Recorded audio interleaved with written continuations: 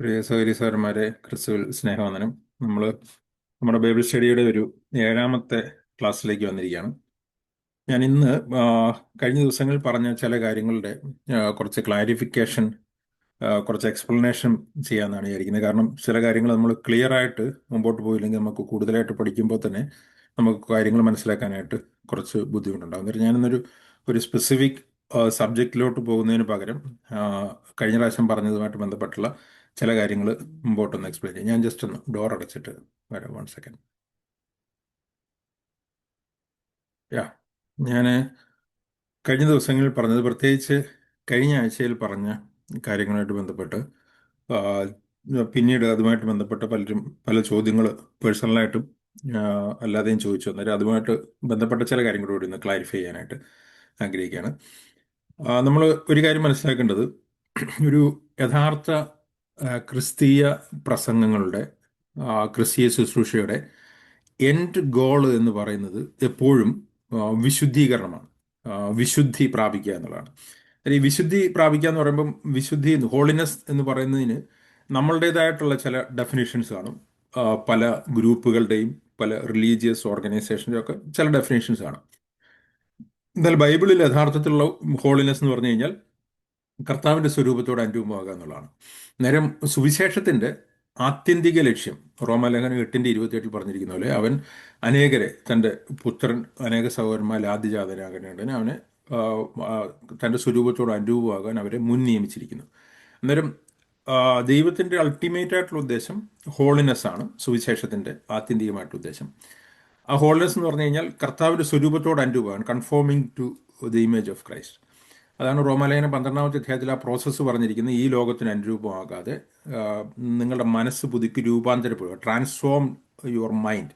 നിങ്ങളുടെ മനസ്സ് പുതുക്കി രൂപാന്തരപ്പെട്ട് കർത്താവിൻ്റെ സ്വരൂപത്തോട് അനുരൂപമാകുക. ഇതാണ് ആ ശുദ്ധീകരണത്തിൻ്റെ അല്ലെങ്കിൽ ഹോളിനെസ്സിൻ്റെ പ്രോസസ്സ്. എൻഡ് ഗോൾ എന്ന് പറഞ്ഞിരിക്കുന്നത് കർത്താവിൻ്റെ സ്വരൂപത്തോട് അനുരൂപമാണ്. അതിനെയാണ് ആ, ശുദ്ധീകരണമെന്നും കർത്താവിൻ്റെ വിശുദ്ധി പ്രാപിക്കുക എന്നുള്ളതൊക്കെ പറഞ്ഞിരിക്കുന്നത്. ചില വാക്യങ്ങൾ ഞാൻ വായിക്കാം. ഇത് ബൈബിൾ അതിനെ കൺഫേം ചെയ്യുന്ന ചില വാക്യങ്ങൾ. കൊലോസ്യ ലേഖനം അതിൻ്റെ 1-ാമത്തെ അധ്യായത്തിൻ്റെ 21-22 വാക്യങ്ങൾ. അന്നേരം ഈ കൊലോസ്യ ലേഖനം 1-ന്റെ 21-22 വാക്യങ്ങളിൽ 3 കാലങ്ങളിലുള്ള കാര്യങ്ങൾ പറയുന്നുണ്ട്. മുൻപ് നിങ്ങൾ എങ്ങനെയായിരുന്നു, ഇപ്പോൾ നിങ്ങൾ എന്താണ്, ഭാവിയിൽ ദൈവത്തിൻ്റെ നിങ്ങളെക്കുറിച്ചുള്ള ഉദ്ദേശം, ദൈവം എങ്ങനെയാണ് നിങ്ങളെ നിർത്താൻ ആഗ്രഹിക്കുന്നുള്ളത്. ആദ്യം പറഞ്ഞിരിക്കുന്നത് 24-ാമത്തെ വാക്യം, മുമ്പേ നിങ്ങൾ ദുഷ്പ്രവൃത്തികളാൽ മനസ്സുകൊണ്ടകുന്നവരും ശത്രുക്കളുമായിരുന്നു. അന്നേരം ദൈവത്തോട് എനിമിയായിട്ടുള്ള ഗ്രൂപ്പായിരുന്നു. എല്ലാ മനുഷ്യരും അങ്ങനെ തന്നെയാണ്. അന്നേരം അങ്ങനെയുള്ള വ്യക്തികളെ ഇപ്പോൾ യേശുക്രിസ്തുവിൻ്റെ ക്രൂശ് മരണത്തിൽ കൂടി കർത്താവ് എന്ത് ചെയ്തു എന്നുള്ളത്, മലയാളത്തിൽ അതിൻ്റെ ഒരു ഓർഡർ തിരിച്ചാണ് എഴുതിയിരിക്കുന്നത്. ഇപ്പോൾ തൻ്റെ ജഡശരീരത്തിൽ തൻ്റെ മരണത്താൽ നിരപ്പിച്ചു. അന്നേരം ഇപ്പോൾ എന്ത് സംഭവിച്ചു? ഇപ്പോൾ നിങ്ങൾ ശത്രുക്കളല്ല, കർത്താവിൽ വിശ്വസിച്ച വ്യക്തികൾ ദൈവത്തോട് നിരന്നവരാണ്, അങ്ങനെ ദൈവത്തോടുള്ള നിരപ്പ് പ്രാപിച്ചവരാണ്. ഇതാണ് സുവിശേഷത്തിൻ്റെ മെസ്സേജിൻ്റെ ആ ഇനിഷ്യൽ മെസ്സേജ്. അതാണ്. അതുകൊണ്ടാണ് കൊരിന്ത്യലേഖനത്തിൽ പറഞ്ഞിരിക്കുന്നത്, ദൈവത്തോട് നിരന്നു കൊള്ളുവിൻ എന്ന് ക്രിസ്തുവിൻ്റെ സ്ഥാനാധിപതികളായി ഞങ്ങൾ നിങ്ങളോട് അപേക്ഷിക്കുന്നു പറഞ്ഞിരിക്കുന്നത്. അപ്പം ഒരു 2 രാജ്യങ്ങൾ തമ്മിലൊരു ശത്രുത ഉണ്ടായി കഴിഞ്ഞ് കഴിഞ്ഞാൽ ആദ്യം അംബാസഡേഴ്സിനെ അയക്കും, ഒരു റെക്കൺസിലേഷന് വേണ്ടി. അന്നേരം ദൈവത്തിൻ്റെ അംബാസഡറായിട്ട് നിന്നുകൊണ്ട് ദൈവത്തിൻ്റെ സുവിശേഷം പ്രസംഗിക്കുന്ന വ്യക്തികൾ, എന്ന് വെച്ച് കഴിഞ്ഞാൽ ഇവാഞ്ചലിസം നടത്തുന്ന വ്യക്തികൾ, സുവിശേഷത്തിൻ്റെ ആദ്യ ഘട്ടം പ്രസംഗിക്കുന്ന വ്യക്തികൾ ദൈവത്തോട് നിരന്നുകൊള്ളുവാനായിട്ട് മനുഷ്യരുടെ അടുത്ത് ആവശ്യപ്പെടുകയാണ്. കാരണം അതിൻ്റെ തുടർന്നുള്ള വാക്യങ്ങൾ പറയുന്നുണ്ട്, യേശുക്രിസ്തുവിൽ കൂടി ദൈവം ലോകത്തെ തന്നോട് നിരപ്പിച്ചു. അന്നേരം ആ നിരപ്പിൻ്റെ ശുശ്രൂഷ ഞങ്ങൾക്ക് തന്നിരിക്കുന്നു എന്ന് പറഞ്ഞിട്ട് ആ സുവിശേഷം കൊണ്ട് ആൾക്കാർ മുമ്പോട്ട് പോകണം. അന്നേരം അത് വിശ്വസിക്കുന്ന ഒരു വ്യക്തി ദൈവത്തോട് നിരന്നവരാണ്, ദൈവത്തോട് റെക്കൺസൈൽഡ് ആയവരാണ്. അങ്ങനെയാണ് ഒരു വ്യക്തി ദൈവമക്കളായത്. അതാണ് നമ്മൾ കഴിഞ്ഞ ആഴ്ചയിലൊക്കെ എബ്രായ ലേഖനത്തിലെ പല അധ്യായങ്ങൾ കൂടി നമ്മൾ വിശദീകരിച്ചത്, എന്താണ് ആ നിരപ്പിൽ കൂടി സംഭവിക്കുന്നത്, എന്താണ് നമുക്ക് ലഭിക്കുക എന്നുള്ള കാര്യം. എന്നാൽ എന്തിനാണ് ദൈവം നമ്മളെ അങ്ങനെ നിരപ്പിച്ചത് എന്നുള്ളതിൻ്റെ അടുത്ത മുകളിലത്തെ വാക്യം പറയുന്നുണ്ട്, അവൻ്റെ മുമ്പിൽ വിശുദ്ധരും നിഷ്കളങ്കരും കുറ്റമില്ലാത്തവരുമായി നിർത്തേണ്ടതിന്. അന്നേരം formerly you are alienated and hostile, now you have reconciled. എന്നിട്ട് പറയാണ്, in order to present you before him holy and blameless beyond reproach.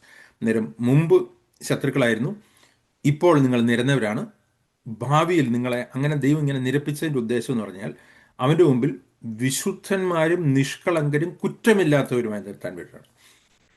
ഇത് തന്നെയാണ് തെസ്സലോനിക്ക ലേഖനത്തിൽ ദൈവത്തിൻ്റെ ഇഷ്ടം എന്താണ് എന്ന വാക്യങ്ങൾ പറഞ്ഞിരിക്കുന്നത്. 1 അതിൻ്റെ 4:3 അവിടെ പറഞ്ഞിരിക്കുകയാണ്, ദൈവത്തിൻ്റെ ഇഷ്ടമോ നിങ്ങളുടെ ശുദ്ധീകരണം തന്നെ. ആ, അതാണ് പറഞ്ഞിരിക്കുന്നത്. എന്നിട്ട് ദൈവത്തിൻ്റെ ശുദ്ധീകരണം, ഞാൻ പറഞ്ഞിരിക്കുന്നത് ഹോളിനെസ്, സെറ്റപ്പാട്ട് എന്നൊക്കെയുള്ള പറയുന്നതിൻ്റെ അർത്ഥം എന്ന് പറഞ്ഞാൽ ദൈവത്തിൻ്റെ ആ ആത്യന്തിക ഉദ്ദേശത്തിന് വേണ്ടിയിട്ട് സെറ്റപ്പാട്ട് ചെയ്ത് അതിലേക്ക് രൂപാന്തരപ്പെടുത്തിക്കൊണ്ടിരിക്കുന്നു എന്നുള്ളതാണ്. അന്നേരം ദൈവത്തിൻ്റെ എല്ലാ വ്യക്തികളെയും പറ്റിയുള്ളൊരു ജനറലായിട്ടുള്ളൊരു നോൺ വില്ലുണ്ട് എല്ലാവരെയും പറ്റി. ഇപ്പം നമുക്ക് നമ്മളെ പറ്റിയുള്ള ദൈവത്തിൻ്റെ ഇഷ്ടം എന്താണ് ദൈവത്തിനോട് ചോദിച്ചു കഴിഞ്ഞാൽ ഒരു ഇഷ്ടം ദൈവമായിട്ട് വളരെ ക്ലിയർ ആയിട്ടുണ്ട്. സ്പെസിഫിക് ആയിട്ടുള്ള നമ്മളെ പറ്റിയുള്ള ദൈവത്തിൻ്റെ ഇഷ്ടമുണ്ട്, അത് വേറെയാണ്. ഇവിടുത്തെ ജനറൽ വില്ല് പറയാണ് ദൈവത്തിൻ്റെ ഇഷ്ടമോ നിങ്ങളുടെ ശുദ്ധീകരണം തന്നെ. അന്നേരം ഹോളിനെസ് എന്ന് പറഞ്ഞിരിക്കുന്നത് ദൈവത്തിൻ്റെ ഇഷ്ടമാണ് എന്നുള്ളത് വളരെ ക്ലിയർ ആയിട്ട് ദൈവനം പറഞ്ഞിരിക്കുകയാണ്. For this is the will of God, your sanctification. എന്നിട്ട് ദൈവം നമ്മളെ വിളിച്ചത് എന്തിനാണ്, നമ്മളെ പറ്റിയുള്ള ദൈവത്തിൻ്റെ ജനറൽ കോളിംഗ് എന്താണ്. സ്പെസിഫിക് ആയിട്ടുള്ള ദൈവത്തിൻ്റെ കോളിംഗ് ഉണ്ട്, പക്ഷേ ജനറൽ ആയിട്ടുള്ള കോളിംഗ് എന്താണെന്നുള്ളത് 7-ാമത്തെ വാക്യത്തിൽ പറഞ്ഞിരിക്കുകയാണ്. ദൈവം നമ്മെ അശുദ്ധിക്കല്ല വിശുദ്ധീകരണത്തിന് അത്രേ വിളിച്ചത്. എന്നിട്ട് ദൈവത്തിൻ്റെ വിളിയും എന്തിനു വേണ്ടിയിട്ടാണ്, അത് വിശുദ്ധീകരണം. God has not called for us the purpose of impurity but for sanctification. എന്നിട്ട് ദൈവത്തിൻ്റെ ഇഷ്ടം അതാണ്, ദൈവത്തിൻ്റെ വിളി അതാണ്, ദൈവത്തിൻ്റെ ആത്യന്തിക ലക്ഷ്യം എന്താണ്, എല്ലാം വിശുദ്ധീകരണമാണ്, അല്ലെങ്കിൽ ഹോളിനെസ് ആണെന്നുള്ളതാണ്. എബ്രായ ലേഖനം 12:14, നമ്മൾ എബ്രായ ലേഖനത്തിൽ ദൈവം ചെയ്ത കാര്യങ്ങളെല്ലാം ആദ്യത്തെ 11 അധ്യായങ്ങൾ പറഞ്ഞിട്ട് ആത്യന്തികമായിട്ടുള്ള ദൈവത്തിൻ്റെ ഉദ്ദേശം അവിടെയും പറയുന്നുണ്ട്. വിശുദ്ധീകരണം കൂടാതെ ആരും ദൈവത്തെ കാണുകയില്ല. Without holiness no one will see God. എന്നാലും ഇവിടെയെല്ലാം നമുക്കൊരു കാര്യം മനസ്സിലാകുന്നത്, അൾട്ടിമേറ്റ് ഗോൾ എന്ന് പറഞ്ഞിരിക്കുന്നത് ദൈവവനത്തിൽ ഹോളിനെസ് തന്നെയാണ്, വിശുദ്ധീകരണം തന്നെയാണ്. എന്നിട്ട് ഈ വിശുദ്ധീകരണത്തിന്, ഹോളിനെസ്സിനെ റിജക്റ്റ് ചെയ്യുന്ന മെസ്സേജ് പ്രസംഗിക്കുന്ന വ്യക്തികളോ റിജക്റ്റ് ചെയ്യുന്ന വ്യക്തികളോ ആരെയാണ് റിജക്റ്റ് ചെയ്യുന്നത് എന്നുള്ളത് തെസ്സലോനിക്ക ലേഖനത്തിൽ പറഞ്ഞ 8-ാമത്തെ വാക്യത്തിൽ പറഞ്ഞുണ്ട്. അതുകൊണ്ട് ഇത് അവഗണിക്കുന്നവർ മനുഷ്യനെയല്ല തൻ്റെ പരിശുദ്ധാത്മാവിനെ നിങ്ങൾക്ക് തരുന്ന ദൈവത്തെ തന്നെ അവഗണിക്കുന്നു എന്നാണ് പറഞ്ഞിരിക്കുന്നത്. ആകയാൽ തുച്ഛീകരിക്കുന്നവൻ മനുഷ്യനെയല്ല തൻ്റെ പരിശുദ്ധാത്മാവിനെ നിങ്ങൾക്ക് തരുന്ന ദൈവത്തെ തന്നെ തുച്ഛീകരിക്കും. അന്നേരം പരിശുദ്ധാത്മാവ് ഒരു വ്യക്തിയിൽ പ്രവർത്തിക്കുന്നതിൻ്റെ അൾട്ടിമേറ്റ് ഉദ്ദേശവും ഈ പറഞ്ഞിരിക്കുന്ന പോലെ കർത്താവിൻ്റെ സ്വരൂപത്തോട് അനുരൂപമാക്കുകയാണെന്നാണ്. എന്നിട്ട് ഈ മെസ്സേജിനെ റിജക്റ്റ് ചെയ്യുന്നവർ, ഇതിനെ വില കുറച്ച് കാണുന്നവർ യഥാർത്ഥത്തിൽ മനുഷ്യരെയല്ല, അത് പ്രസംഗിക്കുന്ന വ്യക്തികളെയല്ല, അത് അയച്ച അല്ലെങ്കിൽ പരിശുദ്ധാത്മാവിനെ തരുന്ന ദൈവത്തെ തന്നെയാണ് തുച്ഛീകരിക്കുന്നതാണ് അവിടെ പറഞ്ഞിരിക്കുന്നത്. അന്നേരം ഞാൻ എന്താണ് പറഞ്ഞതെന്ന് വെച്ച് കഴിഞ്ഞാൽ, അൾട്ടിമേറ്റ് ആയിട്ടുള്ള സുവിശേഷത്തിൻ്റെ ഉദ്ദേശം ഹോളിനെസ് തന്നെയാണ്, അതിൽ യാതൊരു വ്യത്യാസവുമില്ല.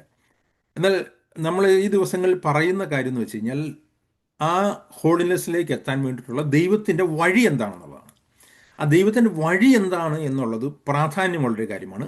അതാണ് പലരും ഈ അൾട്ടിമേറ്റ് ഗോൾ ശരിയായിട്ട് പ്രസംഗിക്കുന്ന വ്യക്തികളും തെറ്റായിട്ട് പഠിപ്പിക്കുന്ന ഒരു കാര്യമാണ് അതിലേക്ക് എത്തുന്ന വഴി എന്നുള്ളത്. അത് വളരെ ഇമ്പോർട്ടൻ്റ് ആയിട്ടുള്ള കാര്യമാണ്, അത് നമുക്ക് നെഗ്ലക്റ്റ് ചെയ്യാവുന്ന കാര്യമല്ല.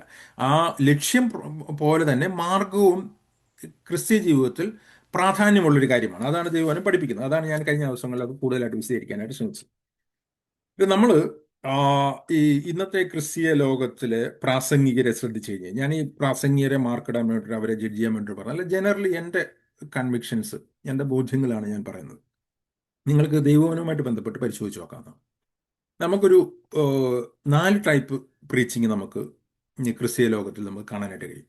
ഇതിൽ ചിലത് നമുക്ക് പെട്ടെന്ന് വ്യക്തമായിട്ട് തിരിച്ചറിയാവുന്നതാണ്, ചിലത് നമുക്ക് തിരിച്ചറിയാൻ ബുദ്ധിമുട്ടുള്ളതാണ്. എന്നാൽ ഈ തിരിച്ചറിയാൻ ബുദ്ധിമുട്ടുള്ളതാണ് നമുക്ക് കൂടുതൽ വ്യക്തമായിട്ട് മനസ്സിലാക്കാനായിട്ട് ശ്രമിക്കേണ്ടത്. എന്നിട്ട് അതിൽ ഏറ്റവും പ്രധാനപ്പെട്ട അല്ലെങ്കിൽ ജനറലായിട്ടുള്ള 4 കാറ്റഗറിയിലെ ഒരു കാറ്റഗറി എന്ന് പറഞ്ഞു കഴിഞ്ഞാൽ ഈ പ്രോസ്പിരിറ്റി പ്രീച്ചിങ് ആണ്.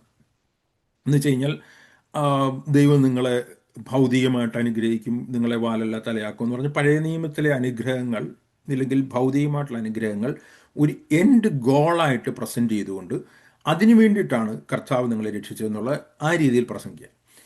അതൊരു ഫോൾസ് ഗോസ്പലാണ്. ഞാനിത് പറയുമ്പോൾ ഒരു കാര്യം കൂടി ഒന്ന് ക്ലാരിഫൈ ചെയ്യാനായിട്ട് ആഗ്രഹിക്കുകയാണ്. ദൈവം പ്രോസ്പെരിറ്റി തരില്ല എന്ന് ഞാൻ വിശ്വസിക്കുന്നില്ല. ഞാൻ വിശ്വസിക്കുന്നത് ദൈവം പ്രോസ്പെർ ചെയ്യുമെന്ന് തന്നെയാണ്. എന്നാൽ അതല്ല സുവിശേഷത്തിൻ്റെ ആത്യന്തിക ലക്ഷ്യം. അതല്ല യേശുക്രിസ്തു മരിച്ചത് അതിന് വേണ്ടിയിട്ടല്ല. അതൊരു അഡീഷണലായിട്ട് ദൈവം എന്താ പറഞ്ഞിരിക്കുന്നത്, ഒരു ബോണസായിട്ട് തരുന്നതായിരിക്കാം. അത് നമുക്ക് കർത്താവ് തരുന്നതാണെങ്കിൽ നമുക്ക് സ്തോത്രത്തോടെ സ്വീകരിക്കാം. അല്ലാതെ രക്ഷിക്കപ്പെട്ട വ്യക്തികൾ എപ്പോഴും ദാരിദ്ര്യത്തിൽ കിടക്കണമെന്നോ കടത്തിൽ കിടക്കണമെന്നോ കടത്തിൽ ആയിരിക്കുന്നു ദാരിദ്ര്യത്തിലായിരിക്കുന്നു എന്തോ ആത്മീയതയാണെന്നൊന്നും ഞാൻ വിശ്വസിക്കുന്നില്ല. തീർച്ചയായിട്ടും കർത്താവിനെ ഫോളോ ചെയ്യുന്ന വ്യക്തികളുടെ ആവശ്യങ്ങളെ ദൈവം മീറ്റ് ചെയ്യും. അത് മത്തായിയുടെ സുവിശേഷത്തിലൊക്കെ വളരെ ക്ലിയർ ആയിട്ട് പറയുന്നുണ്ട്. മുമ്പേ അവൻ്റെ രാജ്യവും നീതിയും അന്വേഷിക്കും, പിന്നെ അതോടുകൂടി ഇതൊക്കെയും എന്ന് വെച്ചാൽ മുകളിൽ പറഞ്ഞിരിക്കുന്ന നിങ്ങളുടെ ആവശ്യങ്ങളെ ദൈവം തരും. എന്നാൽ ഈ ഭൗതികമായിട്ടുള്ള ആവശ്യങ്ങൾ, ഭൗതികമായിട്ടുള്ള കാര്യങ്ങൾ എന്ത് പറഞ്ഞിരിക്കുന്നത്, ഒരു അനാത്മീയമായിട്ടുള്ള കാര്യങ്ങളല്ല. നമ്മുടെ ആവശ്യങ്ങളെ സ്തോത്രത്തോടെ കർത്താവിനോട് അറിയിക്കാനായിട്ട് ഫിലിപ്പ് ലേഖനത്തിലും പറയുന്നുണ്ട്. കർത്താവ് പഠിപ്പിച്ച പ്രാർത്ഥനകൾ ഭൗതികമായിട്ടുള്ള ആവശ്യങ്ങൾക്ക് വേണ്ടി പ്രാർത്ഥിക്കാൻ പറയുന്നുണ്ട്. അന്നേരം ഒരു എക്സ്ട്രീം ടീച്ചിങ് ഉണ്ട്, അത് തെറ്റാണെന്ന് പറയാൻ വേണ്ടിയിട്ടാണ് ഞാൻ പറഞ്ഞിരിക്കുന്നത്. ഈ പോവർട്ടി ഇല്ലെങ്കിൽ ദാരിദ്ര്യം, ഭൗതികമായിട്ടുള്ളത്, അതിനെപ്പറ്റി ഒന്നും നമ്മൾ പ്രാർത്ഥിക്കാൻ പാടില്ല എന്നൊക്കെയുള്ള ടീച്ചിങ് ഒരു അൺബാലൻസ് ടീച്ചിങ് ആണ്. ദൈവം നമ്മളെ ആത്മാവിൽ മാത്രമല്ല ദേഹിയും ദേഹമുള്ളവരായിട്ടാണ് സൃഷ്ടിച്ചത്. എന്നിട്ട് മൂന്ന് കാര്യങ്ങളിലും ദൈവം കൺസേൺ ആണ്. എന്നാൽ അതിൻ്റെ പ്രയോറിറ്റിയാണ് വിഷയം. എന്നാൽ യേശു ക്രിസ്തു മരിച്ചത് എന്തിനു വേണ്ടിയിട്ടാണ്? സുവിശേഷത്തിൻ്റെ അത്യന്തിക ഗോൾ എന്താണെന്നാണ് ഞാൻ പറയുന്നത്.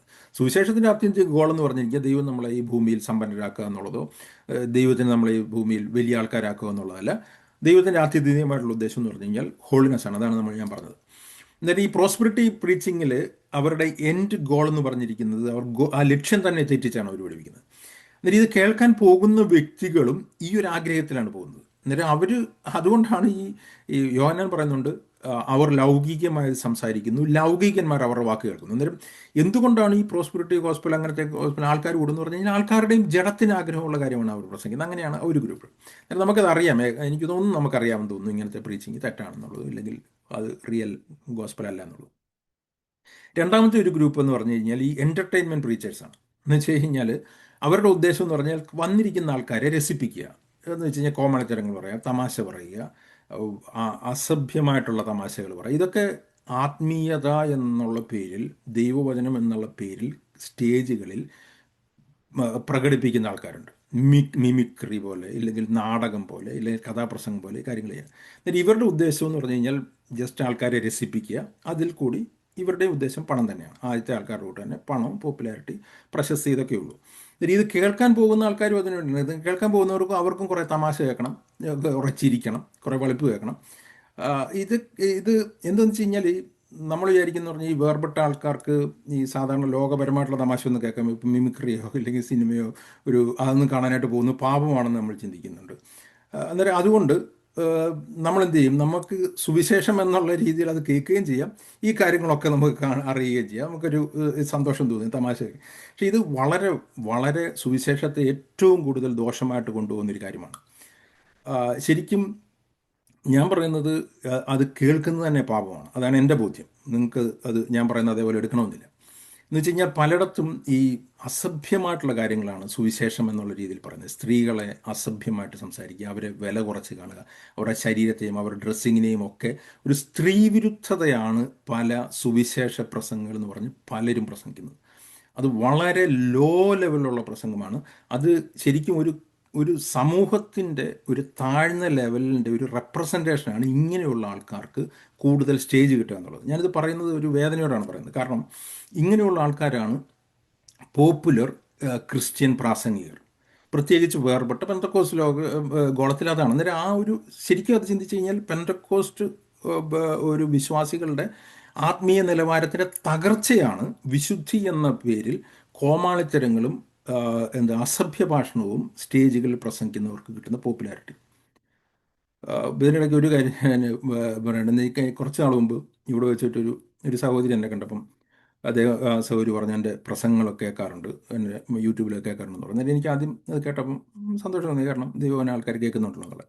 അത് കഴിഞ്ഞിട്ട് ഉടനെ തന്നെ ഈ സഹോദരി പറഞ്ഞു, വേറൊരു പ്രാസംഗിൻ്റെ പേര് പറഞ്ഞിട്ട് ആ പ്രസംഗിൻ്റെയും പ്രസംഗം കേൾക്കാറുണ്ട്, അതും നല്ല പ്രസംഗമാണെന്ന് പറഞ്ഞു. അന്നേരം അത് ഈ പറഞ്ഞിരിക്കുന്ന പോലത്തെ ഒരു കോമഡിയൻ പ്രസംഗമാണ്. ഞാനത് കേട്ടപ്പോൾ ഞാൻ സത്യം പറഞ്ഞു കഴിഞ്ഞാൽ ഈ പ്രസംഗ പരിപാടി തന്നെ അങ്ങ് നിർത്തിയാലോ എന്ന് ആലോചിച്ചു പോയി. കാരണം ഇങ്ങനെയാണ് ആൾക്കാർ ഇതിനെ മനസ്സിലാക്കുക എന്നുള്ളത്. അന്നേരം ഞാൻ പറഞ്ഞത്, ഞാനിതൊക്കെ പറയുന്നത് എന്തിനാണെന്ന് വെച്ച് കഴിഞ്ഞാൽ കേൾക്കുന്ന ആൾക്കാർക്ക് അറ്റ്ലീസ്റ്റ് ഒരു ഡിസേൺമെൻറ്റ് ഉണ്ടാവണം. എന്താണ് ദൈവവചനം എന്ന് പറഞ്ഞുകൊണ്ട് പ്രസംഗിക്കുന്ന എല്ലാം ദൈവവചനമല്ല, ഇല്ലെങ്കിൽ ദൈവവചനമായിരിക്കും എടുക്കുന്നത് അവിടുന്ന് ഇവിടുന്നു, പക്ഷേ അവരുടെ ഉദ്ദേശവും ലക്ഷ്യവും അവരുടെ മാർഗവും തെറ്റാണ്. ഇത് നമുക്ക് ഇവരുടെ എൻഡ് ഗോള് തന്നെ വ്യത്യസ്തമായതുകൊണ്ട് എനിക്ക് തോന്നുന്നു അറ്റ്ലീസ്റ്റ് ഒരു പരിധി വരെ ആൾക്കാർക്ക്, സീരിയസ് ആയിട്ട് ദൈവവചനം കേൾക്കാൻ പോകുന്ന ആൾക്കാർക്ക് ഈ രണ്ട് കൂട്ടരെ തിരിച്ചറിയാനായിട്ട് കഴിയും. ഈ രണ്ടാമത്തെ കൂട്ടരെ ചിലർക്ക് തിരിച്ചറിയാൻ കഴിയുന്നില്ല, അത് വിശുദ്ധിയുടെ പ്രസംഗമാണെന്ന് ആൾക്കാർ ചിന്തിക്കുന്നത്. പക്ഷേ എനിക്ക് തോന്നുന്നു അറ്റ്ലീസ്റ്റ് കുറേ ആൾക്കാർക്കെങ്കിലും അത് തിരിച്ചറിയാൻ കഴിയും. ഈ രണ്ട് കാറ്റഗറിയെ നമുക്ക് ആദ്യം തന്നെ റൂൾ ഔട്ട് ചെയ്യാം. നമ്മളെ ബാധിക്കുന്ന ഒരു കാര്യമല്ല. എനിക്ക് തോന്നുന്നു എന്നെ കേൾക്കുന്ന നിങ്ങളാരും ഇങ്ങനത്തെ പ്രസംഗങ്ങൾ കേൾക്കാനായിട്ട് സമയം കളയാറില്ലെന്നാണ് എൻ്റെ ചിന്ത. എനിക്കറിയില്ല. മൂന്നാമത്തെ ഒരു ഗ്രൂപ്പാണ്, ഇവിടെയാണ് നമ്മൾ കൂടുതലായിട്ട് ശ്രദ്ധിക്കേണ്ടത്. അതാണ് ഞാൻ ഈ കഴിഞ്ഞ ക്ലാസ്സുകളിൽ കൂടുതലായിട്ട് പറയാനായിട്ട് ശ്രമിക്കുന്നത്. മൂന്നാമത്തെ ഗ്രൂപ്പ് എന്ന് പറഞ്ഞു കഴിഞ്ഞാൽ അവരുടെ എൻഡ് ഗോൾ ഞാൻ നേരത്തെ പറഞ്ഞതുപോലെ ഹോളിനെസ് തന്നെയാണ്. അത് കർത്താവിൻ്റെ സ്വരൂപത്തോട് അനുഭവിക്കുക എന്നുള്ളതാണ്. പുതിയ നിയമ ഹോളിനെസ് തന്നെയാണ് അവർ പ്രസംഗിക്കുന്നത്. അത് അവരുടെ ലക്ഷ്യം നല്ലതാണ്. അവരിൽ പലരും ആ, ആത്മാർത്ഥതയോടെയാണ് പ്രസംഗിക്കുന്നത്. അവർ പണത്തിന് വേണ്ടിയിട്ടല്ല പ്രസംഗിക്കുന്നത്. അവരുടെ ഉദ്ദേശവും അവരുടെ ലക്ഷ്യവും കറക്റ്റ് തന്നെയാണ്. അവരുടെ പ്രസംഗങ്ങൾ നമ്മൾ കേട്ട് കഴിഞ്ഞാൽ അവർ ഗിരിപ്രഭാഷണങ്ങൾ എന്ന് പ്രസംഗിക്കും, മോറലായിട്ടുള്ള ഡിസിപ്ലിനെ പറ്റി പ്രസംഗിക്കും, പാപത്തിൽ നിന്നുള്ള വേർപാട്, വിശുദ്ധി, വേർപാട്, ഇതൊക്കെയാണ് ഇവരുടെ പ്രസംഗങ്ങളിലെ മെയിനായിട്ടുള്ള ഐറ്റം മുഴുവൻ, ഇല്ലെങ്കിൽ അവരുടെ സബ്ജക്റ്റ് മുഴുവൻ. അത് നല്ല കാര്യമാണ്. എന്നാൽ എവിടെയാണ് ഇതിൻ്റെ അപ്പോൾ ഇവിടെ ഈ അവരുടെ എൻഡ് റൂട്ട്, എൻഡ് ലക്ഷ്യവും അവരുടെ ഉദ്ദേശവും നല്ലത് തന്നെയാണ്. അതിനെ ഞാൻ ഒരിക്കലും റിജക്റ്റ് ചെയ്യുന്നില്ല. നല്ല ആൾക്കാരുമാണ്, പലരും എനിക്ക് വ്യക്തിപരമായിട്ട് അറിയാവുന്നതാണ്. പക്ഷേ ഞാനിവിടെ പറയാനായിട്ട് ശ്രമിക്കുന്നത് അതിൻ്റെ റൂട്ടിലാണ് പ്രശ്നം കിടക്കുന്നത്. അതായത് എൻഡ് ഗോള് യഥാർത്ഥത്തിലുള്ള ദൈവം തന്നെ വെച്ചിരിക്കുന്ന ആ എൻഡ് ഗോളാണെങ്കിലും അതിൻ്റെ റൂട്ട് എന്ന് പറഞ്ഞിരിക്കുന്നത് ഓൾഡ് കവനൻറ്റ് റൂട്ടിൽ കൂടിയാണ് ഇവർ പലരും പോകുന്നത്. അന്നേരം എന്താണ് ഓൾഡ് കവനൻറ്റ് റൂട്ട്? ഞാനത് കഴിഞ്ഞ ദിവസങ്ങളിലൊക്കെ കൂടുതൽ വളരെ ഡീറ്റെയിൽഡ് പറഞ്ഞുകൊണ്ട് ഞാനത് വിശദീകരിക്കുന്നില്ല. അത് സാൽവേഷൻ, അത് വിശ്വാസത്തോടു കൂടിയാണെങ്കിലും സാങ്ക്ടിഫിക്കേഷൻ, നമ്മൾ ഈ നേരത്തെ കേട്ട ദൈവത്തിൻ്റെ ലക്ഷ്യമോ ദൈവത്തിൻ്റെ ഉദ്ദേശമോ നിങ്ങളുടെ വിശുദ്ധീകരണം തന്നെ, ദൈവം നിങ്ങളെ വിളിച്ചിരിക്കുന്ന വിശുദ്ധീകരണത്തിന്. സാങ്ക്ടിഫിക്കേഷൻ എന്ന് പറഞ്ഞിരിക്കുന്നത് സെൽഫ് എഫേർട്ടിൽ കൂടിയാണ്, നമ്മളുടെ വർക്കിൽ കൂടിയാണ്, നമ്മൾ ചെയ്തെടുക്കേണ്ടതാണ് എന്നുള്ള ഒരു എംഫസിസ് ആണ് ഇവരുടെ പ്രസംഗത്തിൽ കൂടി വരുന്നത്. അന്നേരം അവിടെ അതൊരു തെറ്റായിട്ടുള്ളൊരു മാർഗമാണ്. അതൊരു ഗൗരവമായിട്ടുള്ള കാര്യമായതുകൊണ്ടാണ് അപ്പോസ്തലന്മാർ അതിനെ ശക്തമായിട്ട് എതിർത്തത്. നമ്മൾ ഗലാത്യ ലേഖനത്തിൽ പൗലോസ് അതിൻ്റെ രണ്ടാം ഭാഗത്ത് അഡ്രസ്സ് ചെയ്യുന്നത് മുഴുവൻ ഇതാണ്. ആദ്യ ഭാഗത്ത് വിശ്വാസത്താലുള്ള നീതീകരണമാണ്, പ്രവൃത്തിയിൽ കൂടി നീതീകരിക്കാൻ കഴിയത്തില്ല എന്ന് പറഞ്ഞതിന് ശേഷം രണ്ടാം ഭാഗത്ത് പൗലോസ് പറയുന്നത് മുഴുവൻ ഇതാണ്. ഞാൻ ഗലാത്യ ലേഖനം ഡീറ്റെയിൽ എടുക്കാനായിട്ട് ആദ്യം ഉദ്ദേശം ഉണ്ടായിരുന്നെങ്കിലും പിന്നീട് ആ റൂട്ട് മാറിപ്പോയതുകൊണ്ട് ഞാൻ അതിലേക്ക് പോയില്ല. അന്നേരം അതാണ് പൗലോസ് അഡ്രസ്സ് ചെയ്യുന്നത്. അതാണ് അപ്പോസ്തലന്മാർ പറഞ്ഞത്. അന്നേരം അത് ഇഗ്നോർ ചെയ്യാവുന്ന കാര്യമാണെങ്കിൽ അവർ അതത്ര സീരിയസ് ആയിട്ട് പറയത്തില്ല. അന്നേരം ഇവിടെയാണ് ഒരു അടിസ്ഥാനപരമായിട്ടുള്ള പ്രശ്നം കിടക്കുന്നത്. അന്നേരം ഞാൻ വീണ്ടും പറയട്ടെ, ഈ ഹോളിനെസ് പ്രസംഗിക്കുന്ന മലയാളി പ്രീച്ചേഴ്സിൽ ഒട്ടുമിക്കവരും ഒരു ന്യൂ കവനൻറ്റ് ബേസ്ഡ് ഹോളിനെസ് അല്ല പ്രസംഗിക്കുന്നത്. നിങ്ങൾക്ക് വേണമെങ്കിൽ ഞാൻ പറയുന്നതൊക്കെ പരിശോധിച്ച് നോക്കാവുന്നതാണ്. ഈ പറഞ്ഞിരിക്കുന്ന രീതിയിൽ ആൾക്കാർ പ്രസംഗിക്കുന്നുണ്ടെങ്കിൽ നല്ല കാര്യം തന്നെ. പക്ഷേ മിക്കവരും അങ്ങനെയല്ല. ആ റൂട്ട് യഥാർത്ഥത്തിൽ ഓൾഡ് കവനൻറ്റ് റൂട്ടാണ്, ഇല്ലെങ്കിൽ ലോയുടെ അടിസ്ഥാനത്തിലുള്ളൊരു വിശുദ്ധീകരണമാണ് അവർ പ്രസംഗിക്കുന്നത്. ലോയുടെ അടിസ്ഥാനത്തിലുള്ള നീതീകരണമല്ല, ലോയുടെ പ്രിൻസിപ്പിളിലുള്ള വിശുദ്ധീകരണം. ലോയുടെ പ്രിൻസിപ്പിൾ ഞാൻ പറഞ്ഞു, അത് ചെയ്യുന്നവൻ അതിനാൽ ജീവിക്കും എന്നുള്ളതാണ്. അന്നേരം ഇതാണ് പലപ്പോഴും ഇത് മിക്സ് ചെയ്തിട്ട് പ്രസംഗിക്കുമ്പോഴാണ് ഈ ഒരു പ്രോബ്ലം വരുന്നത്. അവിടെയാണ് ഞാൻ കഴിഞ്ഞ ആഴ്ചയിൽ പറഞ്ഞ പല പ്രശ്നങ്ങളും വരുന്നത്.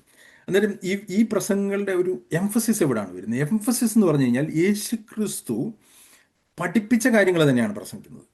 അതിൽ ഗിരിപ്രഭാഷണത്തിൽ കൂടി പറഞ്ഞത്, കർത്താവ് ചെയ്യണമെന്ന് പറഞ്ഞ കാര്യം, അപ്പോസ്തലന്മാർ പലപ്പോഴും പ്രാക്ടിക്കലി ചെയ്യാൻ പറഞ്ഞ കാര്യം തന്നെയാണ് പ്രസംഗിക്കുന്നത്. എന്നാൽ യേശു ക്രിസ്തു അതിനു വേണ്ടിയിട്ട് ക്രൂസിൽ എന്ത് ചെയ്തു എന്നുള്ള കാര്യത്തിൽ ഒരു എംഫസിസ് കൊടുക്കാതിരിക്കാം. അന്നേരം യേശു ക്രിസ്തു ക്രൂസിൽ അച്ചീവ് ചെയ്ത കാര്യം എന്താണ് എന്നുള്ള ആ അടിസ്ഥാനത്തിൽ ഉറയ്ക്കാതെ, അതിൽ നിൽക്കാതെ, നിങ്ങൾ കർത്താവിന് വേണ്ടിയിട്ട് എന്ത് ചെയ്യണം എന്നുള്ളതാണ് അന്നുള്ളത് പഠിപ്പിക്കുമ്പോൾ നേരെ അത് ഫെയ്ത്തിൽ നിന്നും വർക്കിലേക്ക് ഡ്രിഫ്റ്റായി പോകാനായിട്ടുള്ള സാധ്യതയുണ്ട്. അവിടെയാണ് നമ്മൾ ഈ പറഞ്ഞിരിക്കുന്ന പല രീതിയിലുള്ള പ്രശ്നങ്ങളും ഉണ്ടാകുന്നത്. അന്നേരം അവിടെയാണ് ഞാൻ കഴിഞ്ഞ ആഴ്ചയിൽ പറഞ്ഞത്, അതിൻ്റെ എൻഡ് റിസൾട്ട് പലപ്പോഴും കണ്ടംനേഷനിലേക്കും എന്താണ് പറഞ്ഞിരിക്കുന്നത് ഗിൽറ്റി കോൺഷ്യസിലേക്കും അങ്ങനെയുള്ള ഡിപ്രഷനിലേക്കും, ചിലർ എൻഡിലൊരു ഈ ഹോളിനെസ്സിന് വേണ്ടിയിട്ട് ശ്രമിച്ച് ഒരു ഡിപ്രഷനിലേക്ക് വരെ എത്തുന്ന ഒരു സ്ഥിതിയിലേക്ക് എത്തിപ്പോകുന്നത് ഞാൻ കണ്ടിട്ടുണ്ട്. ഞാനിതൊക്കെ പേഴ്സണലായിട്ട് പലരുടെയും ജീവിതത്തിൽ ജീവിതത്തിൽ പലയിടത്ത് ഇടപെടുമ്പോൾ കണ്ടിട്ടുള്ളതുകൊണ്ടാണ് ഞാൻ ഈ കാര്യങ്ങൾ പറഞ്ഞിരിക്കുന്നത്. എന്നിട്ട് എന്താണ് നമ്മൾ ഈ ദിവസങ്ങൾ ക്ലാസ്സുകൾ പഠിപ്പിക്കുന്നു പറഞ്ഞു കഴിഞ്ഞാൽ, ആ എൻ്റെ ലക്ഷ്യം ഹോളിനെസ് ആയിരിക്കുമ്പോൾ തന്നെ, കർത്താവിൻ്റെ സ്വരൂപത്തോട് അനുഭവമായിരിക്കുന്നതായിരിക്കുമ്പോൾ തന്നെ, അതിനു വേണ്ടിയിട്ടുള്ള റൂട്ടും ദൈവവചനം പഠിപ്പിക്കുന്നുണ്ട്. ആ റൂട്ട്, അതിൻ്റെ ഏറ്റവും അടിസ്ഥാനം എന്ന് പറഞ്ഞാൽ യേശു ക്രിസ്തു ക്രൂശിൽ എന്ത് ചെയ്തു എന്നുള്ളതിൻ്റെ ഒരു ബോധ്യമാണ്. അതാണ് കഴിഞ്ഞ ദിവസങ്ങളിലെല്ലാം നമ്മൾ അടിസ്ഥാനം ഇട്ട് പറഞ്ഞുകൊണ്ടിരുന്നത്. അതായത് അത് നിങ്ങൾ ശ്രദ്ധിച്ചു കഴിഞ്ഞാൽ അത് മിക്കവാറും പലയിടത്തും കേൾക്കാൻ കഴിയുന്ന കാര്യമല്ല, ദൈവവചനത്തിൽ എഴുതിയിരിക്കുന്ന കാര്യമാണ്. അതിലാണ് നമ്മൾ ആദ്യം ചിന്തിച്ചത്. ആദ്യം തന്നെ ദൈവം ഏറ്റവും ആദ്യം തന്നെ നമ്മുടെ പാപഹൃദയത്തെ എടുത്തു മാറ്റി, നമ്മുടെ സിൻഫുൾ നേച്ചറിനെ മാറ്റിയിട്ട് കർത്താവിൻ്റെ നേച്ചർ നമുക്ക് തന്നു. നമ്മളെ അതിൽ കൂടി ശുദ്ധീകരിച്ചു എന്ന് മാത്രമല്ല, നമ്മളെ പെർഫെക്റ്റ് ആക്കിയും ദൈവം പഠിപ്പിക്കുന്നു. അതിനുശേഷം ദൈവം അതിനോടൊപ്പം തന്നെ, അതിന് ശേഷം എന്ന് പറയുന്നത് അപ്പോൾ തന്നെ നടക്കുന്ന കാര്യമാണ്. അപ്പോൾ തന്നെ നമ്മൾ പാപത്തിൻ്റെ ശക്തിയിൽ ദൈവം സ്വതന്ത്രരാക്കി. പാപത്തിൻ്റെ പവറിൽ നിന്ന് സ്വതന്ത്രനാക്കാതെ ദൈവത്തിന് നമ്മളെ പാപത്തിൽ ഒരു ആക്കാനായിട്ട് കഴിയില്ല. അന്നേരം വിജയം എന്നുള്ള പാപത്തിന്മേലുള്ള വിജയം എന്നുള്ളതിനേക്കാൾ ഏറ്റവും അടിസ്ഥാനപരമായിട്ട് ബൈബിൾ പഠിപ്പിക്കുന്ന പാപത്തിൽ നിന്നുള്ള സ്വാതന്ത്ര്യം ദൈവം ക്രൂശിൽ സാധിച്ചു എന്നുള്ളതാണ്. ഇത് നിങ്ങൾ എത്ര അടുത്ത് കേൾക്കുമെന്ന് നിങ്ങൾ ചിന്തിച്ച് നോക്കിയാൽ മതി. അന്നേരം പാപത്തിൻ്റെ അടിമത്തത്തിൽ ദൈവം നമ്മളെ സ്വാതന്ത്ര്യം വരുത്തി. അതുമാത്രമല്ല, അതോടുകൂടി തന്നെ ദൈവം നമ്മളെ ന്യായപ്രമാണത്തിൽ നിന്ന് സ്വാതന്ത്ര്യം വരുത്തി. ന്യായപ്രമാണത്തിൻ്റെ അടിസ്ഥാനത്തിലല്ല ഇന്ന് വിശദീകരണം നടക്കുന്നത്. നമ്മൾ വിശദീകരണത്തിലേക്ക് മുമ്പോട്ട് പോകുന്നു. അന്നേരം ന്യായപ്രമാണത്തിൻ്റെ മോറൽ ലോയിൽ നിന്നും സെറിമോണിക് ലോയിൽ നിന്നും ദൈവം നമ്മളെ സ്വാതന്ത്ര്യമാക്കി. അത് ദൈവം വളരെ വ്യക്തമായിട്ട് പഠിപ്പിക്കുന്നു. അതോടൊപ്പം തന്നെ നമ്മൾ കഴിഞ്ഞ ആഴ്ചയിൽ ഒക്കെ ചിന്തിച്ചു, കർത്താവ് ഇന്ന് അങ്ങനെ രക്ഷിക്കപ്പെട്ട വ്യക്തികൾക്ക് വേണ്ടിയിട്ട് കർത്താവിൻ്റെ രക്തത്തിൽ കൂടി നമ്മളെ പെർഫെക്റ്റ് ആക്കിയെന്ന് മാത്രമല്ല, കർത്താവ് ഒരു മഹാപുരോഹിതനായിട്ട് ദൈവത്തിൻ്റെ വലതുഭാഗത്തിരുന്നുകൊണ്ട് നമുക്ക് വേണ്ടിയിട്ട് പക്ഷപാതം ചെയ്തുകൊണ്ടിരിക്കുന്നു. അന്നേരം ഇതിലെ ഒരു യഥാർത്ഥ പുതിയ ഉടമ്പടിയിലുള്ള മാർഗത്തിൽ എന്താണ് സംഭവിക്കുന്നത് പറഞ്ഞു കഴിഞ്ഞാൽ, ഈ വിശുദ്ധീകരണത്തിന് വേണ്ടി നമ്മളെ വിളിച്ച ദൈവം തന്നെ നമ്മൾ കൂടി ആ വിശുദ്ധീകരണം ചെയ്തെടുക്കും എന്നുള്ളതാണ്. അതാണ് ബൈബിൾ പഠിപ്പിക്കുന്നത്. അങ്ങനെ തന്നെയാണ് ബൈബിൾ പഠിപ്പിക്കുന്നത്. ഞാൻ പറയുന്നത് എൻ്റെ ഒരു ഡോക്ടറിനാണോ എൻ്റെ ഒരു തിയറി ആണോ എന്ന് പറഞ്ഞാൽ നിങ്ങൾക്ക് നിങ്ങൾ വാക്യങ്ങളിലേക്ക് നമുക്ക് പോവാം. ഇപ്പം 1 തെസ്സലോനിക്കർ 4-ാമത്തെ അധ്യായത്തിൽ നമ്മൾ വായിച്ചത് ദൈവത്തിൻ്റെ ഉദ്ദേശം, ദൈവത്തിൻ്റെ ഇഷ്ടം, ദൈവം നമ്മളെ വിളിച്ചത് എല്ലാം 4-ാമത്തെ അധ്യായത്തിൽ പറയുന്നുണ്ട്. ഓക്കെ. എന്നാൽ ഇത് എങ്ങനെയാണ്, ആരാണത് ചെയ്തെടുക്കുക എന്നുള്ളത് അതേ അപ്പോസ്തലൻ തന്നെ 5-ാമത്തെ അധ്യായത്തിൽ പറയുന്നു. എന്നിട്ട് 5-ാമത്തെ അധ്യായത്തിലേക്ക് വരുമ്പോഴേക്കും വീണ്ടും പറയാണ് ദൈവത്തിൻ്റെ ഇഷ്ടത്തിനെ പറ്റി പറഞ്ഞതിന് ശേഷം താഴേക്ക് വരുമ്പോൾ പറയാണ് 23-ാമത്തെ വാക്യം, 5:23. അവിടെ പറഞ്ഞിരിക്കുന്നത് ഇങ്ങനെയാണ്: സമാധാനത്തിൻ്റെ ദൈവം തന്നെ നിങ്ങളെ മുഴുവനും ശുദ്ധീകരിക്കട്ടെ. എന്നിട്ട് മുകളിൽ ശുദ്ധീകരണത്തിനെ പറ്റിയാണ് പറഞ്ഞിരിക്കുന്നത്. ദൈവം നിങ്ങളെ വിളിച്ചത് വിശുദ്ധീകരണത്തിനാണ്, ദൈവത്തിൻ്റെ ഇഷ്ടമോ നിങ്ങളുടെ വിശുദ്ധീകരണമാണ്, വിശുദ്ധീകരണം കൂടാതെ ദൈവത്തെ ആരും കാണുകയില്ല എന്ന് പറഞ്ഞതിന് ശേഷം പറയുകയാണ് സമാധാനത്തിൻ്റെ ദൈവം തന്നെ, ആ വിളിച്ച ദൈവം തന്നെ നിങ്ങളെ മുഴുവനും ശുദ്ധീകരിക്കട്ടെ, നിങ്ങളുടെ ആത്മാവും പ്രാണനും ദേഹവും അശേഷം കർത്താവിൻ്റെ പ്രത്യക്ഷ. ഇതാണ് കൊലോസ്യ ലേഖനത്തിൽ പറഞ്ഞിരിക്കുന്നത്. കർത്താവിൻ്റെ മുൻപിൽ ദൈവം നമ്മളെ നിർത്താനായിട്ട് ആഗ്രഹിക്കുന്നത് വിശുദ്ധരും നിഷ്കളങ്കരും കുറ്റമില്ലാത്തവരുമായിരിക്കാനാണെന്ന് പറഞ്ഞിട്ട് പറയാണ്. അശേഷം നമ്മുടെ കർത്താവായ യേശുക്രിസ്തുവിൻ്റെ പ്രത്യക്ഷതയിൽ അനിന്യമായി വെളിപ്പെടാൻ തക്കം കാക്കപ്പെടുമാറാകട്ടെ. അന്നേരം ദൈവമാണ് അത് ചെയ്യുന്നത്, ദൈവമാണ് അത് കാക്കുന്നത്. അടുത്ത വാക്യത്തിൽ പറഞ്ഞിരിക്കുകയാണ് നിങ്ങളെ വിളിക്കുന്നവൻ വിശ്വസൻ. അന്നേരം എന്തിനാണ് വിളിച്ചതെന്നുള്ളതാണ് എഫേസ്യ ലേഖനം, അല്ല സോറി, തെസ്സലോനിക്ക ലേഖനം അതിൻ്റെ 4-ാമത്തെ അധ്യായത്തിൽ പറഞ്ഞിരിക്കുന്നത്. ദൈവം നമ്മളെ 4:7 ദൈവം നമ്മളെ അശുദ്ധിക്കല്ല വിശുദ്ധീകരണത്തിന് അത്രയും വിളിച്ചത്. ആ വിളിച്ച ദൈവം തന്നെ മുകളിൽ പറഞ്ഞിരിക്കുന്ന ശുദ്ധീകരണത്തിൻ്റെ കാര്യം പറഞ്ഞിട്ട് പറയാണ് നിങ്ങളെ വിളിക്കുന്നവൻ വിശ്വസ്തനാകുന്നു, അവനത് നിവർത്തിക്കും. Faithful he's he who called you and he also will bring it to pass. അന്നേരം ദൈവം നമ്മളെ ഒരു ലക്ഷ്യത്തിന് വേണ്ടി വിളിച്ചു, ദൈവം നമ്മൾ കൂടി അത് നിവർത്തിച്ചെടുക്കുന്നു. അതാണ് ബൈബിൾ പഠിപ്പിക്കുന്നത്. ഇപ്പോൾ നമ്മൾ ചോദിച്ചേക്കാൻ നേരം പിന്നെ നമുക്ക് എന്താണ് റോൾ? നമ്മുടെ റോളാണ് ബൈബിൾ പഠിപ്പിച്ചിരിക്കുന്നത്. നമ്മൾ അവനിൽ വിശ്വസിക്കുക, ട്രസ്റ്റ് ചെയ്യുക, കണ്ടിന്യൂസ് ആയിട്ടുള്ള ആ ട്രസ്റ്റിൽ നമ്മൾ നിൽക്കുക. കൊമ്പ് മുന്തിരികളിൽ വസിച്ചതുപോലെ അവനിൽ വസിക്കുക. ഞാൻ പറഞ്ഞു, ഒരു ആക്ട് ഓഫ് ഫെയ്ത്തിൽ കൂടി നമ്മൾ കർത്താവിലേക്ക് കണക്റ്റഡ് ആയെങ്കിൽ, ഒരു ആറ്റിറ്റ്യൂഡ് ഓഫ് ഫെയ്ത്തിൽ നിലനിൽക്കുമ്പോൾ ദൈവം നമ്മൾ കൂടി ഇത് ചെയ്തെടുത്ത് നമ്മൾ നിവർത്തിക്കും. ഇത് തന്നെയാണ് കൊലോസ്യ ലേഖനത്തിൽ അതിൻ്റെ തുടർച്ചയായിട്ട് പൗലോസ് പറയുന്നുണ്ട്, നിങ്ങൾ അങ്ങനെ വിശ്വാസത്തിൽ കർത്താവിൽ നിലനിന്നാൽ കർത്താവ് അത് ചെയ്തെടുക്കും. ഇതാണ് ബൈബിൾ പഠിപ്പിക്കുന്നത്. നമ്മളിൽ നിന്ന് ദൈവം ആഗ്രഹിക്കുന്നത് കണ്ടിന്യൂസ് ആയിട്ടുള്ള കർത്താവിലുള്ള അബൈഡിങ് ട്രസ്റ്റാണ്. അങ്ങനെ വരുമ്പോഴാണ് കർത്താവിൻ്റെ ലക്ഷ്യം നമ്മൾ കൂടി ചെയ്തെടുക്കാനായിട്ട് കഴിയുന്നത്. എന്നിട്ട് ഞാൻ പറഞ്ഞത്, ആ ഒരു ലക്ഷ്യത്തിലേക്ക് പോകാനായിട്ട് ആഗ്രഹിക്കുന്ന വ്യക്തികളുടെ ജീവിതത്തിൽ, അവരുടെ ജീവിതത്തിൽ വീഴ്ചകൾ സംഭവിച്ചാൽ എങ്ങനെയാണ് അവർ കർത്താവുമായിട്ട് റെക്കൻസൈൽ ആവണം എന്നുള്ളതാണ് കഴിഞ്ഞ ആഴ്ച ഞാൻ മുമ്പോട്ട് ചില കാര്യങ്ങളോട് വിശദീകരിക്കാനായിട്ട് ആഗ്രഹിക്കുന്നത്.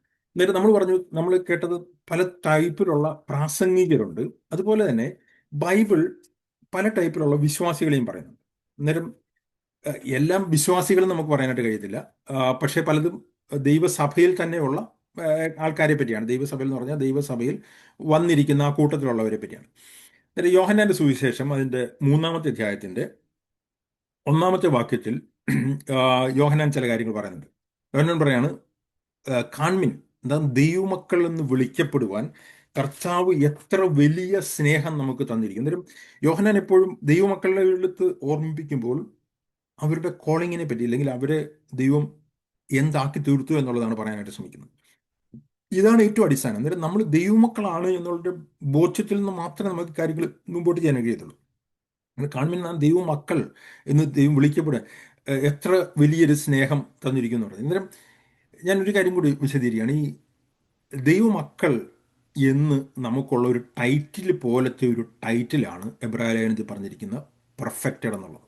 അന്നേരം നമ്മൾ ഇപ്പം ഞാൻ പറയുകയാണ് ഞാൻ പെർഫെക്റ്റ് ആളാണ്, അല്ലെങ്കിൽ ഞാൻ പെർഫെക്റ്റഡ് ആയിരിക്കുന്നു എന്ന് ഞാൻ ഒരാളുടെ അടുത്ത് പറയുകയാണെങ്കിൽ അയാൾ വിചാരിക്കുമോ ഞാനൊരു അഹങ്കാരം പറയുകയാണെന്ന് പറയും, ചിന്തിക്കും അല്ലേ? എന്നാൽ ഞാനൊരു ദൈവവേദലാണെന്ന് പറഞ്ഞാലോ അതൊരു നോർമൽ കാര്യമാണ് ചിന്തിക്കും. എന്നിട്ട് ഇതൊക്കെ നമ്മൾ മനസ്സിലാക്കേണ്ടത് ദൈവം നമുക്ക് യേശു ക്രിസ്തുവിൽ കൂടി തന്നിരിക്കുന്ന പൊസിഷണൽ കാര്യമാണ്. ഈ കാര്യങ്ങളെല്ലാം ദൈവമക്കൾ എന്നുള്ളത് അതാണ്, റൈച്ചസ് എന്നുള്ളത് നീതിമാൻ എന്നുള്ളത് അതാണ്, വിശുദ്ധൻ എന്നുള്ളത് അതാണ്, പെർഫെക്റ്റ് ആണെന്നുള്ളത് അതാണ്. ഇതെല്ലാം യേശു ക്രിസ്തുവിൻ്റെ ക്രൂശിൽ കൂടി ദൈവം ചെയ്തിരിക്കുന്ന കാര്യങ്ങളുടെ പല പദങ്ങളാണ്. കഴിഞ്ഞ ആഴ്ചയിൽ ഫെബ്രുവരി എനിക്കൊരു ഒരു ഒരു 50 പോയിൻ്റുള്ളൊരു കാര്യം അയച്ചു തരുമായിരുന്നു. അതിൽ യേശു ക്രിസ്തുവിൻ്റെ ക്രൂശിൽ കൂടി നമുക്ക് ലഭിച്ച കാര്യങ്ങളുടെ ലിസ്റ്റാണ്. അത് ഞാൻ വായിച്ചപ്പോൾ ഞാൻ സത്യം പറഞ്ഞു കഴിഞ്ഞാൽ ഇത്രയും കാര്യങ്ങൾ ബൈബിളിൽ യേശു ക്രിസ്തുവിൽ കൂടി നമുക്ക് ലഭിച്ചു എന്നുള്ളത് പറയുന്നത് അത് നമുക്ക് മനസ്സിലാക്കേണ്ടതാണ്. ഞാൻ പോട്ടെ. അന്നേരം ഞാൻ പറഞ്ഞത് ഇങ്ങനെയാണ് ദൈവമക്കൾ എന്ന് വിളിക്കപ്പെടുവാൻ പിതാവ് നമുക്ക് എത്ര വലിയ സ്നേഹം തന്നിരിക്കുന്നു എന്നിട്ട് പറയാം. എന്നിട്ട് കൊലോസ് ലേഖനത്തിൽ പൗലോസ് പറഞ്ഞതുപോലെ തന്നെ യോഹന്നാൻ ചില കാര്യങ്ങൾ പറയാണ്.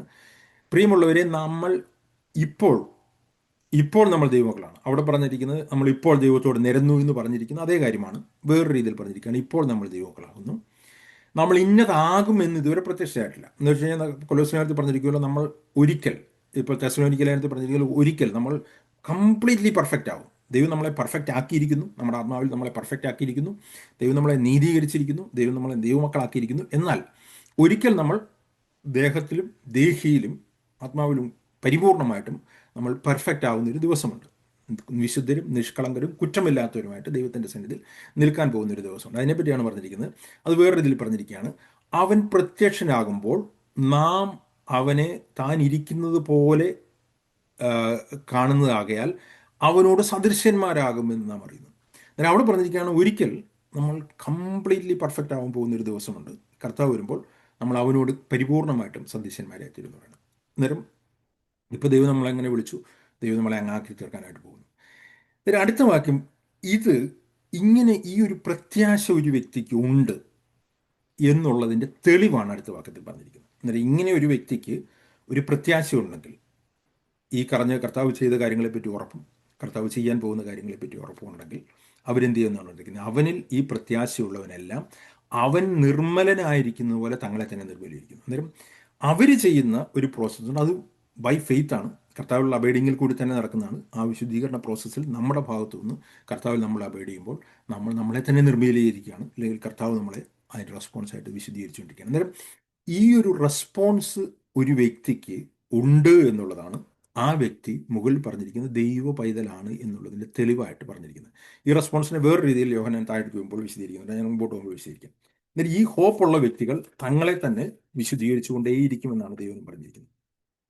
ഇല്ലെങ്കിൽ അവിടെ എബ്രായ ലേഖനത്തിൽ പറഞ്ഞിരിക്കുന്നുണ്ട്, അവൻ ആ വാക്യമാണ് നമ്മൾ കഴിഞ്ഞ ആഴ്ച എടുത്ത വാക്യം വായിക്കുക. എബ്രായ ലേഖനത്തിലെ ആ വാക്യത്തിൽ, എബ്രായ ലേഖനം 10-ാമത്തെ അധ്യായത്തിൽ അവിടെ പറഞ്ഞിരിക്കുകയാണ്, ഏകയാഗത്താൽ അവൻ വിശുദ്ധീകരിക്കപ്പെടുന്നവർക്ക് സദാകാലത്തേക്ക് സദ്പൂർണ്ണ വരുത്തിയിരിക്കുന്നത്. എബ്രായ ലേഖനം 10:14 അതിൽ പറഞ്ഞിരിക്കുന്നത് ഹി മെയ്ഡ് അസ്, നമ്മളെ പെർഫെക്റ്റ് ആക്കി എന്ന് തന്നെയാണ് പറഞ്ഞിരിക്കുന്നത്. അങ്ങനെ പെർഫെക്റ്റ് ആക്കപ്പെട്ട വ്യക്തികൾ, ദൈവമക്കളായപ്പെട്ട വ്യക്തികൾ, അവർ വിശുദ്ധീകരിക്കപ്പെട്ടുകൊണ്ടേയിരിക്കുന്നവരാണ്.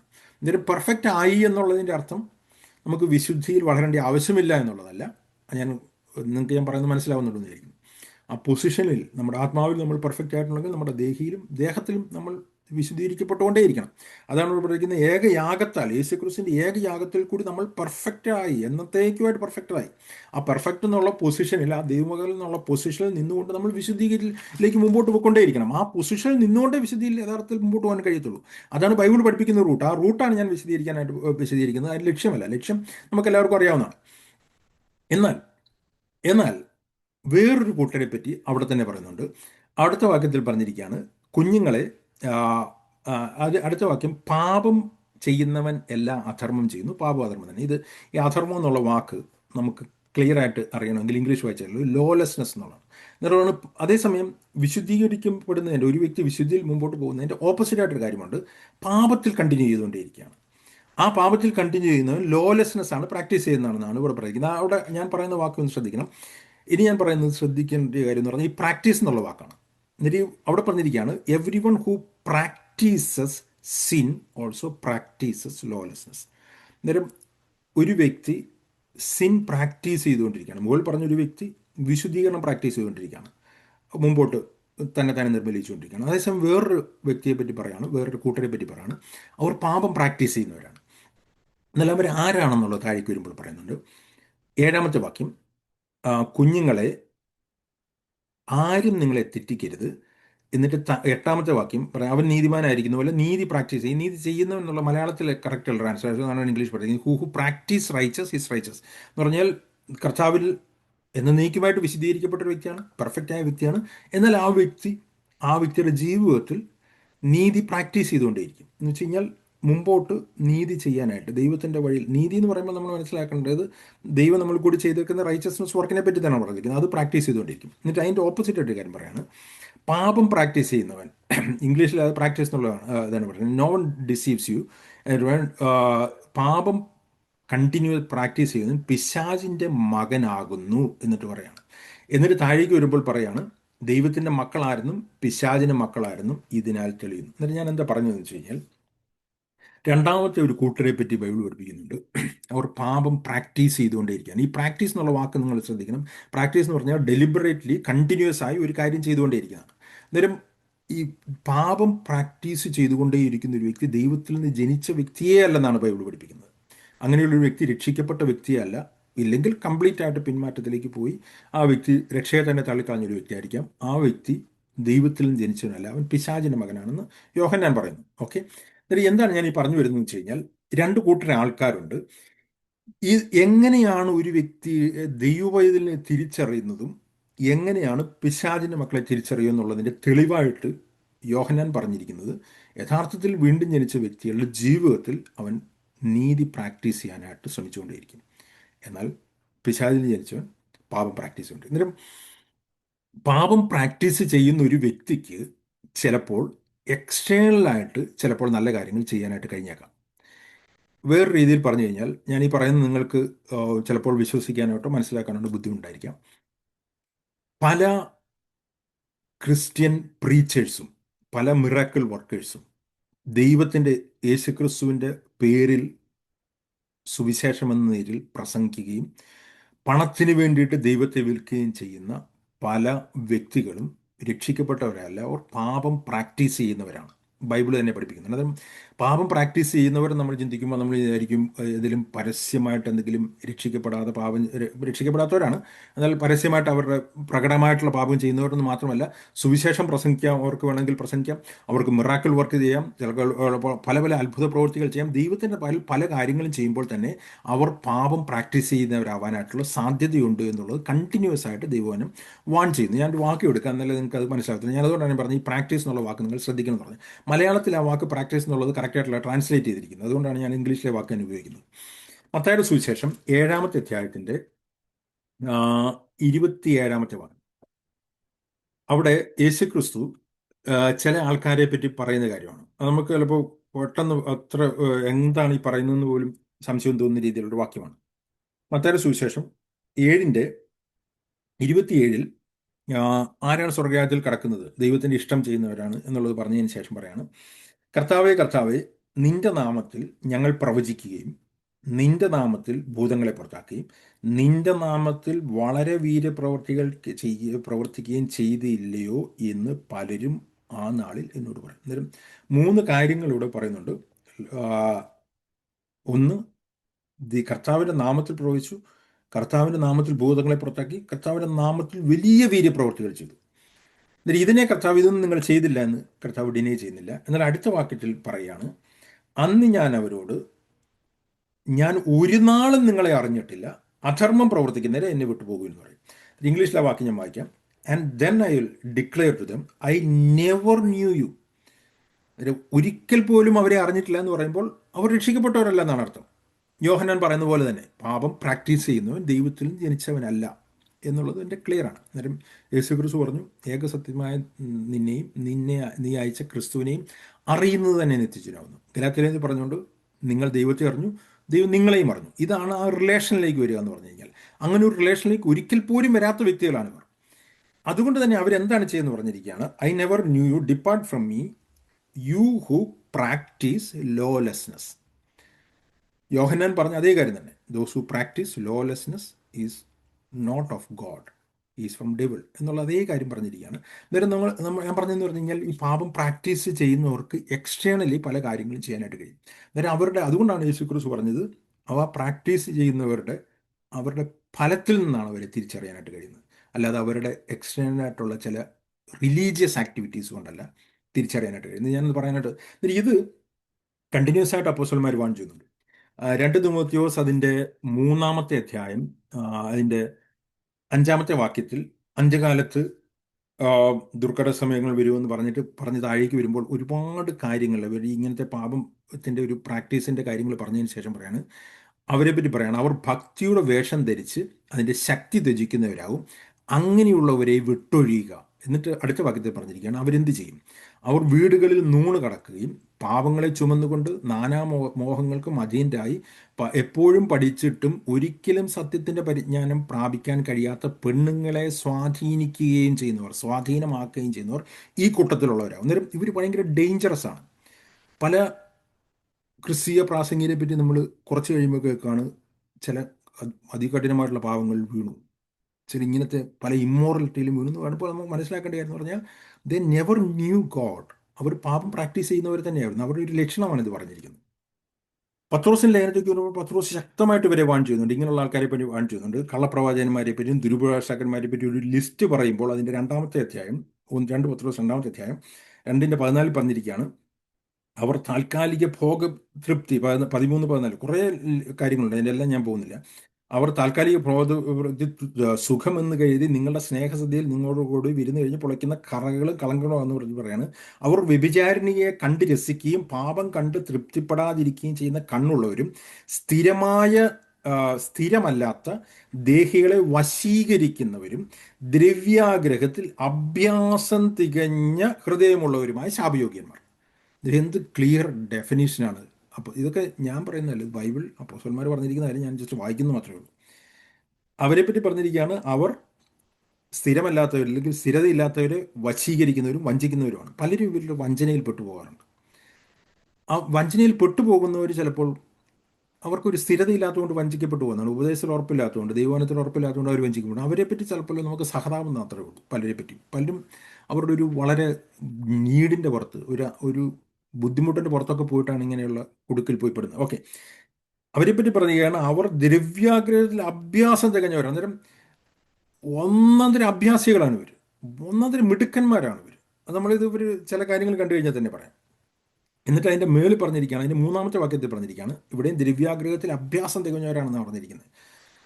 3-ാമത്തെ വാക്യത്തിൽ പറഞ്ഞിരിക്കുകയാണ് അവർ ദ്രവ്യാഗ്രഹത്താൽ കൗശലം പറഞ്ഞ് നിങ്ങളെ വാണിഭമാക്കുമെന്നാണ് പറഞ്ഞിരിക്കുന്നത്. എന്ന് പറഞ്ഞാൽ നിങ്ങളെ വിൽക്കാനുള്ള ബുദ്ധി അവർക്കുണ്ട്. ഞാനിതൊക്കെ പറയുന്നത് ക്രിസ്തീയ മാർഗം എന്ന് പറഞ്ഞ്, സുവിശേഷം എന്ന് പറഞ്ഞ് ആൾക്കാരെ പറ്റിക്കുന്നു. അന്നേരം ദൈവത്തെ വാണിഭമാക്കുന്നവർ, ദൈവവേലയെ കച്ചവടമാക്കുന്നവർ, പണത്തിന് വേണ്ടിയിട്ട് അതിൻ്റെ പുറകെ വിൽക്കുന്നവർ അവർ മിക്കവരും അവർ രക്ഷിക്കപ്പെട്ടവരുമല്ല. അവർ ദ്രവ്യാഗ്രഹത്തിൽ അഭ്യാസം തികഞ്ഞവരാണ്. അവർ നിങ്ങളെ വിറ്റ് കളയാൻ തന്നെ മിടുക്കരാണ്. അതിൽ പോയി കൊടുക്കുന്നവരുമുണ്ട്. ഇതൊരു ഞാൻ ചിലപ്പോൾ ചിന്തിക്കാറുണ്ട്, ഇവർ ഭയങ്കര സാധാരണഗതി തന്നെ നമുക്കറിയാം, ഈ മിടുക്കന്മാർ മണ്ടന്മാരെ പറ്റിക്കും. മണ്ടന്മാരുടെ പോക്കറ്റിലുള്ള കാശ് മിടുക്കന്മാർ അടിച്ചുകൊണ്ട് പോകും, കൂർമ്മ ബുദ്ധിയുള്ളവർ. എന്നിട്ട് അങ്ങനത്തെ ക്രിസ്തീയ ലോകത്തിലെ വിഡ്ഢികളെ പറ്റിക്കുന്ന ബുദ്ധിയുള്ളവരാണ് ഇവർ. കൂർമ്മ ബുദ്ധിയുള്ളവരും കൗശലക്കാരും. അതാണ് പറഞ്ഞിരിക്കുന്നത്, അവർ കൗശലവാക്ക് പറഞ്ഞ് നിങ്ങളെ വാണിഭമാക്കും. അന്നേരം വളരെ ഷ്രൂഡാണെന്നാണ് പറഞ്ഞിരിക്കുന്നത്. By their shrewd and greed they will exploit you എന്നാണ് പറഞ്ഞിരിക്കുന്നത്. എന്നിട്ട് ഇത് ഇങ്ങനെ തന്നെ സംഭവിക്കുന്നൊരു കാര്യമാണ്. എന്നിട്ട് ഞാനിത് ജസ്റ്റ് വാണിങ്ങിന് വേണ്ടി പറഞ്ഞു മാത്രമേ ഉള്ളൂ. ഇങ്ങനെയുള്ള ആൾക്കാർ സുവിശേഷ വേലയിലുണ്ട്. അവർ പാപം പ്രാക്ടീസ് ചെയ്യുന്നവരാണ്.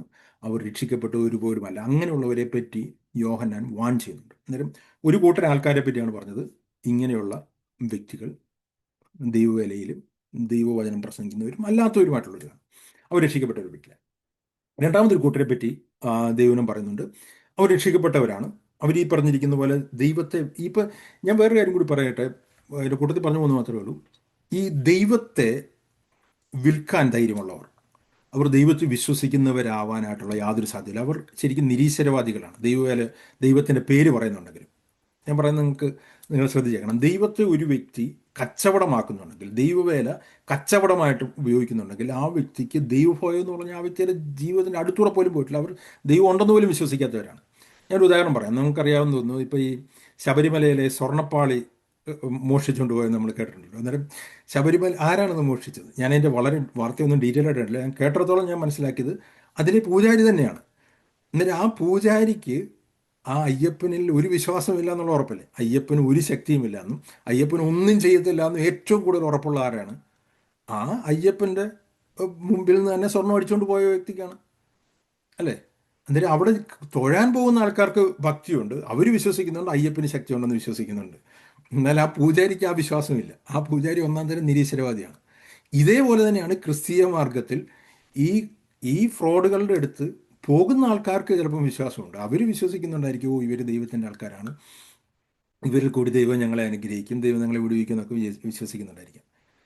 പക്ഷെ ഇവർ ദൈവത്തിൽ വിശ്വസിക്കുന്നില്ല, ദൈവത്തെ വിൽക്കുക, മനുഷ്യരെ പറ്റിക്കുക എന്നുള്ള ബിസിനസ്സിലേക്ക് ഇറങ്ങിയവരാണിത്. കാരണം സുവിശേഷ വേല എന്നുള്ളത്, ഞാൻ എൻ്റെ സബ്ജക്റ്റിൽ നിന്ന് മാറിപ്പോകുന്നെങ്കിൽ ഇത് ടച്ച് ചെയ്തുകൊണ്ട് ഞാൻ പറയാണ്, സുവിശേഷ വേല ഇല്ലെങ്കിൽ ദൈവവേല എന്നുള്ളത് കേരളത്തിൽ പണമുണ്ടാക്കാൻ പറ്റിയ ഏറ്റവും രണ്ട് മൂന്ന് മാർഗങ്ങളിലൊന്നാണ്. കള്ളത്തരത്തിൽ നമ്മളെ തന്നെ വിൽക്കുകയും ദൈവത്തെയും വിൽക്കുകയും ചെയ്യണമെന്നേ ഉള്ളൂ. ഞാൻ ചിലപ്പോൾ ഇതാണ്ട് ഈ ഏഹ്, കപട രാഷ്ട്രീയം, കള്ള ബിസിനസ്, സുവിശേഷ കച്ചവടം, ഈ മൂന്നെണ്ണമാണ് കേരളത്തിൽ പെട്ടെന്ന് പണം ഉണ്ടാക്കാനായിട്ടുള്ള മാർഗം. അന്നേരം അത് നല്ല പണം ഉണ്ടാക്കാനായിട്ടുള്ള മാർഗ്ഗമാണെന്ന് കരുതി ചില ആൾക്കാർ ആ ബിസിനസ്സിലേക്ക് ഇറങ്ങുന്നു മാത്രമേ ഉള്ളൂ. അവർ രക്ഷിക്കപ്പെട്ടവരെയല്ല, അവർ പാപം പ്രാക്ടീസ് ചെയ്യും. എല്ലാവരുടെയും കാര്യമല്ല ഞാൻ പറയുന്നത്, പലരും അങ്ങനെയാണ്. ഞാൻ പറഞ്ഞ അടച്ചാക്ഷേപിക്കുകയല്ല. പാവം പ്രാക്ടീസ് ചെയ്യുകയും ദൈവത്തിൻ്റെ വേലയും ദൈവത്തെ വിൽക്കുകയും ചെയ്യുന്ന വ്യക്തികൾ അങ്ങനെയുള്ളവരാണ് ദൈവം പഠിപ്പിക്കുന്നത്. ഇത്രയും വാക്യങ്ങൾ ഞാൻ ബൈബിളിൽ നിന്ന് കണ്ടെത്തുക, അല്ല എൻ്റെ അഭിപ്രായം പറഞ്ഞു എന്ന് പറഞ്ഞിട്ട് നിങ്ങൾ എന്നെ തെറ്റിദ്ധരിക്കരുത്. ഓക്കെ, ഞാനതൊന്നുമല്ല പറയാനായിട്ട് വന്നത്. വേറൊരു കൂട്ടരെ പറ്റിയും ബൈബിൾ പഠിപ്പിക്കുന്നുണ്ട്. അവർ രക്ഷിക്കപ്പെട്ടവരാണ്, എന്നാൽ അവർ ആത്മീയരായിട്ട് ശിശുക്കളാണ്, അവർ കാർണൽ ബിലീവേഴ്സ് ആണെന്ന് കൊരിന്ത്യലേഖനത്തിൽ പറയുന്നുണ്ട്. അങ്ങനെയുള്ള ഒരു കൂട്ടരുണ്ട്. എന്നാൽ യഥാർത്ഥത്തിൽ കർത്താവിനെ ഫോളോ ചെയ്യാനായിട്ട് ആഗ്രഹിക്കുന്ന ഒരു കൂട്ടരുണ്ട്. അവരെ പറ്റിയാണ് ഞാൻ പറയുന്നത്, അതിനെപ്പറ്റിയാണ് ഞാൻ മുമ്പോട്ട് പറയാനായിട്ട് ആഗ്രഹിക്കുന്നത്. അന്നേരം ഒരു മൂന്നാമത്തെ കൂട്ടരെന്ന് പറയുന്നത് യഥാർത്ഥത്തിൽ കർത്താവിനെ ഫോളോ ചെയ്യാനായിട്ട് ആഗ്രഹിക്കുക. ഞാൻ നേരത്തെ പറഞ്ഞിരിക്കുന്ന പോലെ കർത്താവിൻ്റെ വിശുദ്ധി പ്രാപിക്കാനായിട്ട് ആഗ്രഹിച്ച് കർത്താവിൻ്റെ അടുക്കൽ വരുന്നവരാണ്. എന്നാൽ അവർക്ക് തെറ്റിപ്പോകാനായിട്ടുള്ളൊരു സാധ്യതയുള്ള ഒരു കാര്യമാണ് ഞാൻ വിശദീകരിക്കാനായിട്ട്. ആദ്യത്തെ കൂട്ടരെ പറ്റി ഞാൻ പറയുന്നില്ല. ഞാനിത് പറയാൻ കാര്യം എന്ന് പറഞ്ഞാൽ, ഒരു ദൈവവചന പഠനം ഇങ്ങനെ കേൾക്കാനായിട്ട് വരുന്ന വ്യക്തികൾ ഈ മൂന്നാമത്തെ കൂട്ടത്തിലുള്ളവരാണെന്നുള്ള ചിന്തയിൽ തന്നെയാണ് ഞാൻ പറയുന്നത്. എന്നെ കേൾക്കാൻ വരുന്നവരെല്ലാവരും തന്നെ യഥാർത്ഥത്തിൽ കർത്താവിൻ്റെ യഥാർത്ഥത്തിലുള്ള ദൈവവചനം മനസ്സിലാക്കാനായിട്ടും കർത്താവിൻ്റെ സ്വരൂപത്തോട് അനുരൂപമാകാനായിട്ടുള്ള ദൈവത്തിൻ്റെ ഇഷ്ടം ചെയ്യാനായിട്ട് ആഗ്രഹിക്കുന്നവരാണ്. അവരെ പറ്റി പറഞ്ഞിരിക്കുകയാണ്, അവർ നീതി പ്രാക്ടീസ് ചെയ്യാനായിട്ട് ആഗ്രഹിക്കുന്നവരാണ്, കർത്താവിൻ്റെ ഇഷ്ടം ചെയ്യാനായിട്ട് ആഗ്രഹിക്കുന്നവരാണ്, അവർ വിശുദ്ധിയിലേക്ക് വളരാനായിട്ട് ആഗ്രഹിക്കുന്നവരാണ്. ഞാൻ പറഞ്ഞത് അങ്ങനെയുള്ള വ്യക്തികൾക്ക് ചിലപ്പോൾ അവർ യഥാർത്ഥത്തിലുള്ള, ഞാൻ ആദ്യം പറഞ്ഞ ആ ലക്ഷ്യത്തിൽ, ആ യഥാർത്ഥ ദൈവിക മാർഗത്തിൽ അല്ലാതെ അവർ മുമ്പോട്ട് പോവുകയാണ് എങ്കിൽ അവർ തെറ്റിപ്പോകാനായിട്ടുള്ളൊരു സാധ്യതയാണ് ഞാൻ പറഞ്ഞത്. അന്നേരം യഥാർത്ഥത്തിൽ നീതി പ്രാക്ടീസ് ചെയ്യുന്ന ദൈവത്തിൻ്റെ ആ ഒരു മാർഗം, ആ മാർഗത്തിൽ കൂടി അവർ മുമ്പോട്ട് പോയില്ല എങ്കിൽ അവർ ചിലപ്പോൾ സ്വയനീതി പ്രാക്ടീസ് ചെയ്യുന്നവരായിത്തീരും. അവർ ദൈവത്തിൻ്റെ വഴിയിൽ നിന്ന് മാറുന്നവരായി. ഇതിനെപ്പറ്റി ഒരു വാക്യം കൂടി ഞാൻ വായിക്കാം. റോമാലേഖനം, അത് വേറൊരു കോണ്ടെക്സ്റ്റ് ആണ്. ഞാൻ ഈ പറയുന്ന ഡയറക്റ്റ് കോണ്ടെക്സ്റ്റ് അല്ല അവിടെ പറഞ്ഞിരിക്കുന്നത്, എങ്കിലും അതിൽ കൂടി ആ പ്രിൻസിപ്പിൾ പൗലോസ് വിശദീകരിക്കുന്നുണ്ട്. റോമാലേഖനം അതിൻ്റെ 10-ാമത്തെ അധ്യായം, 10-ാമത്തെ അധ്യായത്തിൻ്റെ 2-3 വാക്യങ്ങൾ പറഞ്ഞിരിക്കുകയാണ്. അവർ യഹൂദന്മാരെ പറ്റി പറഞ്ഞിരിക്കുകയാണ്. അവർ പരിജ്ഞാനപ്രകാരമല്ലെങ്കിലും ദൈവത്തെ സംബന്ധിച്ച് എരിവുള്ളവരെന്ന് ഞാൻ അവർക്ക് വേണ്ടി സാക്ഷ്യം പറയുന്നു. അവർക്ക് ദൈവത്തെ പറ്റിയുള്ള എരിവുണ്ട്, അവർക്ക് ദൈവത്തിൻ്റെ ഇഷ്ടം ചെയ്യാനായിട്ടുള്ള ആഗ്രഹമുണ്ട്, but not accordance with knowledge. അന്നേരം ദൈവിക പരിജ്ഞാനത്തിലല്ല അവർ ചെയ്യുന്നതാണ് പറഞ്ഞിരിക്കുന്നത്. അന്നേരം വേറെ ഇതിൽ പറഞ്ഞു കഴിഞ്ഞാൽ അവരുടെ ലക്ഷ്യം കറക്റ്റാണ്, എന്നാൽ അവരുടെ മാർഗം വ്യത്യാസമാണ്. എന്താണ് മാർഗം എന്താണെന്നാണ് പറഞ്ഞിരിക്കുന്നത്.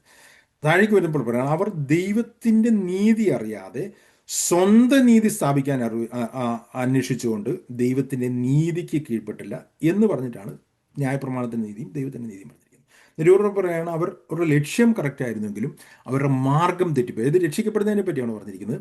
രക്ഷിക്കപ്പെടാൻ വേണ്ടിയിട്ട് അവർ എന്താണ്, ന്യായപ്രമാണത്തിൽ കൂടി രക്ഷ പ്രാപിക്കാനായിട്ട് ശ്രമിച്ചു. അന്നേരം അവരുടെ റൂട്ട് തെറ്റിപ്പോയി. അവരുടെ ലക്ഷ്യം ശരിയായിരുന്നു, അവർ നീതീകരിക്കപ്പെടാനായിട്ടാണ് ശ്രമിച്ചത്, അല്ലേ? അവരുടെ ലക്ഷ്യം നീതീകരിക്കപ്പെടുക എന്നുള്ളത് തന്നെയായിരുന്നു. എന്നാൽ അവർ ദൈവത്തിൻ്റെ വഴിയിൽ നിന്ന് മാറി സ്വന്തം വഴിയിലേക്ക് മാറി. സ്വന്തം വഴി എന്ന് പറഞ്ഞാൽ ന്യായപ്രമാണത്തിൻ്റെ വഴിയിൽ കൂടിയാണ്. അതാണ് പറഞ്ഞിരിക്കുന്നത്, അത് ചെയ്യുന്ന മനുഷ്യനാണ്, ന്യായപ്രമാണത്തിൻ്റെ നീതി സംബന്ധിച്ച് അത് ചെയ്യുന്ന മനുഷ്യൻ അതിനാൽ ജീവിക്കുമെന്ന് എഴുതിയിരിക്കുന്നത്. അവരുടെ പ്രിൻസിപ്പിൾ തെറ്റിപ്പോയി എന്നാണ് പറഞ്ഞിരിക്കുന്നത്. ലക്ഷ്യം കറക്റ്റ് ആയിരുന്നു. അന്നേരം അവരുടെ ലക്ഷ്യം എന്ന് പറഞ്ഞു കഴിഞ്ഞാൽ നീതീകരണമായിരുന്നു. നീതീകരണത്തിൻ്റെ ലക്ഷ്യം അവർ തെറ്റിപ്പോയി. എന്നാൽ നമ്മളുടെ ഇത് രക്ഷിക്കപ്പെട്ടപ്പോൾ നമ്മളുടെ കറക്റ്റ് വഴിയായിരുന്നു. നമ്മൾ ദൈവമക്കളാണ്. എന്നാൽ വിശുദ്ധീകരണത്തിൽ നമുക്കും തെറ്റിപ്പോകാനായിട്ടുള്ള സാധ്യതയുണ്ട്.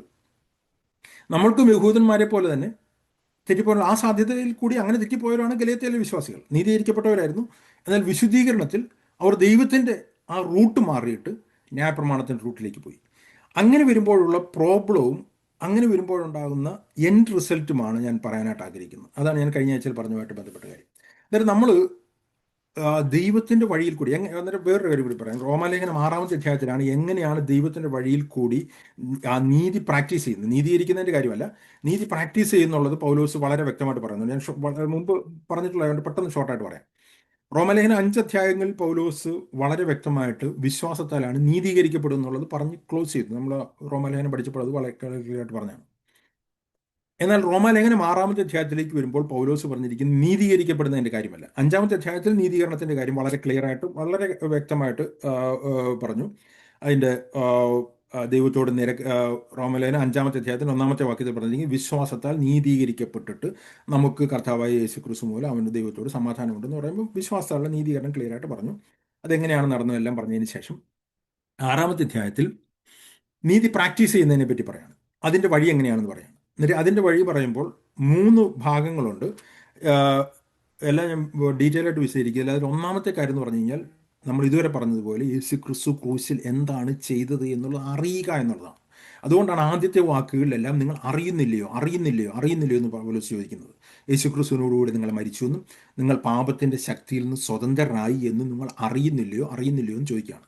നിങ്ങൾ ന്യായപ്രമാണത്തിൽ നിന്നും സ്വതന്ത്രരായി എന്ന് അറിയുന്നില്ലയോ. എന്നിട്ട് അറിയുക എന്നുള്ളത് ഏറ്റവും അടിസ്ഥാനപരപ്പെട്ട കാര്യമാണ്. അന്നേരം ഒരു നീതി പ്രാക്ടീസ് ചെയ്യുന്നവരാവണമെങ്കിൽ, ദൈവത്തിൻ്റെ വചനപ്രകാരമുള്ളൊരു വിശുദ്ധിയിലേക്ക് നമ്മൾ നടക്കണമെങ്കിൽ ദൈവം ക്രൂശിൽ എന്ത് ചെയ്തു എന്നുള്ളത് അറിയുക എന്നുള്ളത് ഏറ്റവും പ്രാധാന്യമാണ്. അതറിയാതെ നമുക്ക് മുമ്പോട്ട് പ്രാക്ടീസ് ചെയ്യാൻ അറിയത്തില്ല. അറിയുന്ന വ്യക്തികളുടെ അടുത്ത് പറയാണ്, എന്നിട്ട് എന്താണ് നിങ്ങൾ അവനോടുകൂടി നിങ്ങൾ എണ്ണുവിൻ. എന്നിട്ട് 11-ാമത്തെ വാക്യം ഈ അറിയുന്നതിൻ്റെ കാര്യം വിശദീകരിച്ചതിന് ശേഷം 11-ാമത്തെ വാക്യത്തിൽ പറയാണ്, അവണ്ണം തന്നെ നിങ്ങൾ പാപവുമായിട്ട് ബന്ധപ്പെട്ട് മരിച്ചവരെന്നും ക്രിസ്തുവിൽ ജീവിക്കുന്നവരെന്നും നിങ്ങളെ തന്നെ എണ്ണുവിൻ. രണ്ടാമത് പറയാണ് റെക്കൺ, അറിയുക, എണ്ണുക. 3-ാമത്തെ ഭാഗമായിട്ട് പറയാണ് എന്നിട്ട് എന്താണ്, എന്നിട്ട് വേണം നിങ്ങളുടെ അവയവങ്ങളെ അനീതിയുടെ ആയുധങ്ങളായി പാപത്തിന് സമർപ്പിക്കുകയും ചെയ്യരുത്. നിങ്ങളെ തന്നെ മരിച്ചിട്ട് ജീവിക്കുന്നവരായും നിങ്ങളുടെ അവയവങ്ങളെ നീതിയുടെ ആയുധങ്ങളായും ദൈവത്തിന് സമർപ്പിച്ചുകൊള്ളു. അന്നേരം അറിയുകയും എണ്ണുകയും ചെയ്യുന്ന ഒരു വ്യക്തിക്ക് തങ്ങളുടെ അവയവങ്ങളെ റൈച്ചസ്നെസ്സിന് വേണ്ടിയിട്ട് സമർപ്പിക്കാനായിട്ട് കഴിയും. ഈ സമർപ്പിക്കുക എന്ന് പറയുന്നത് 3-ാം ഭാഗത്തിൽ വരുന്ന കാര്യമാണ്, ആദ്യം വരുന്നതല്ല. അങ്ങനെ അത് അറിഞ്ഞ് സമർപ്പിക്കുന്ന ഒരു വ്യക്തി അവരുടെ ജീവിതത്തിൽ കൂടി ആ റൈച്ചസ്നെസ് വെളിപ്പെട്ടുകൊണ്ടേയിരിക്കും. അതാണ് 19-ാമത്തെ വാക്യത്തിലേക്ക് വരുമ്പോൾ വീണ്ടും പറഞ്ഞിരിക്കുന്നത്, നിങ്ങളുടെ ജഡത്തിൻ്റെ ബലഹീനത നിമിത്തം ഞാൻ മനുഷ്യ രീതിയിൽ പറയുന്നു, മുമ്പേ നിങ്ങളുടെ അവയവങ്ങളെ അധർമ്മത്തിന് ലോലെസ്നെസ് എന്നുള്ള കാര്യം തന്നെയാണ് അവർ വിവരിക്കുന്നത്, അടിമകളായി സമർപ്പിച്ചതുപോലെ നിങ്ങളുടെ അവയവങ്ങളെ വിശുദ്ധീകരണത്തിനായിട്ട് നീതിക്കടിമകളായിട്ട് സമർപ്പിക്കും. നേരെ റൈച്ചസ്നെസ്സിൽ നമ്മൾ സമർപ്പിക്കുമ്പോൾ നമ്മൾ വിശുദ്ധീകരണം നടക്കുന്നു. ആ വിശുദ്ധീകരണം അതിൻ്റെ ഫലമാണെന്നാണ് പറഞ്ഞിരിക്കുന്നത്.